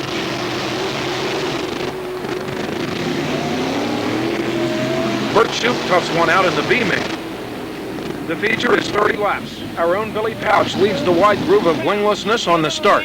Trouble in turn 2 for Chris H. and Brad Marvel. Winglessness does have its dark side. Veteran Marvel suffered the most serious injury of the year at the Grove. Although a complete recovery is predicted, there is crushed vertebrae, and Brad is expected to call it a career. Pouch actually prefers wingless racing, but realizes that he has missed the setup as Tony Elliott, number 57, takes over on the second lap.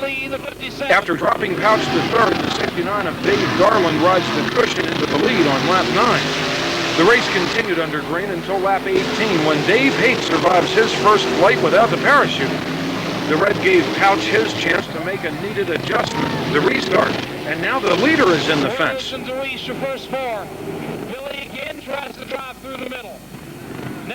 The final restart.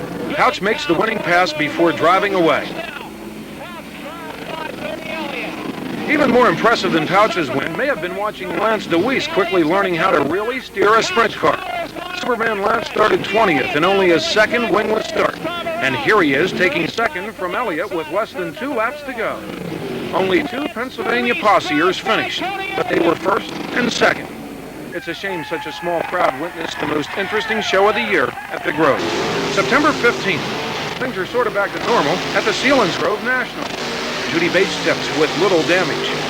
Fred Raymer wound up starting on the front row after time trials, taking the lead from fellow front row starter Randy Wolf, number 75, for the win, which was worth over $8,000. Port Royal thrills. Dave Hahn in the Classic off the rail, 1 1/4. Rod George in the Classic off the rail over twice. Lance DeWeese even. Steve Kennewell in the Classic off the rail endo. Finally, Rick Hinch in his annual spectacular. September 20th, the season-ending Tuscarora 50 begins with Bill Bryan getting pushed around, precipitating this pileup in which one car tips over. It's Judy Bates. After Lance DeWeese blew a tire while leading, Fred Raymer is on his way to the bank with only his second career port win. Todd Schaefer charged back to a second-place finish. The Midgets, under Gary Monsheim, president of the ARDC and also a racer, continue to come back in '96. It was good to see several dates on the dirt of Central PA. The ARDC finale for '96 was held on the asphalt at the New Egypt, New Jersey quarter mile. Trouble on the start of the 50-lap feature. Brett Mowry crashes hard on the tarmac after getting over Lou Ciccone. Lou Ciccone, who started back in 16th, came through the traffic in his specialized paved track racer, taking the lead position away from his brother Bob. Here's Liquid Lou with the Miss New Egypt Cowgirl. The Williams Grove Season 2 is winding down. Not soon enough for Terry Leininger. Terry did win a pair of Silver Spring Sportsman features this year. Still in the Sportsman, Steve Wilbur and John Stamen crash. Stamen was pinned in his car for nearly an hour. No serious injury. Greg Koch avoids a spin, but not so the wall during 3:58 competition. Mark Richard parks atop a topsy-turvy Will Kramer. When Tom Hacksaw left the Speedway in his Super Sportsman on September 20th, he became the 18th and final Williams Grove home run of '96. October 4th and 5th, the Williams Grove National Open. Mark Richard might be glad to see this season end after being shown the rail on another hard crash. Cliff Ryan and Jason Claus hook up in the Friday night B-Main. Defending champ and odds-on favorite Mark Kinzer started both dashes and features on the front row as we prepared our lines of sarcasm. But this time, the joke's on us. A young local by the name of Lance DeWeese refused to stay in line, making this historic pass just after a third-lap restart. It's actually Lance's second preliminary night win, which the sanctioning body claims does not really count as a feature win. So on Saturday night, Lance makes it official by leading every lap. Here, Lance moves ahead of the best of the 50-car field on the green. Billy the Kid down low. Lance drives by on the backstretch. DeWeese leads Kinzer through 3 and 4. Billy the Kid right there in third. Lance DeWeese will lead lap number 1.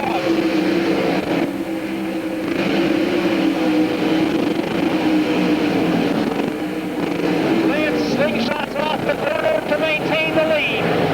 Kinzer right behind him now.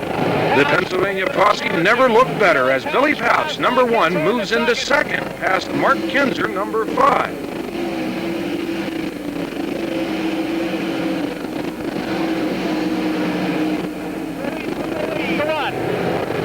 Later on in the 40-lapper, Dave Blaney, number 10, moved into second. And on the first restart, with 38 laps down, actually passed DeWeese by getting the jump. It appeared that DeWeese would take back the lead, but the yellow is out again, and we'll never know. Lance restarted in front and was quicker on 2 more restarts, allowing Blaney no more openings. Blaney down low. On the final restart, Blaney's engine went smoky sour, but he would hold on for a 4th-place finish. As Lance now holds off that other Kinzer for the win, Pouchy finishes 3rd, Blaney 4th, and Mark Kinzer, after setting fast time, a disappointing 5th. The Walt Dyer team collected more than $35,000 for 2 nights' winnings. I'd just like to thank you fans for coming out and supporting us on these cold evenings. And I know this is what you fans come to see. Hopefully one of us locals be able to, win against these guys. And I tell you what, we did it tonight. Well, I tell you what, these guys are the best in the business.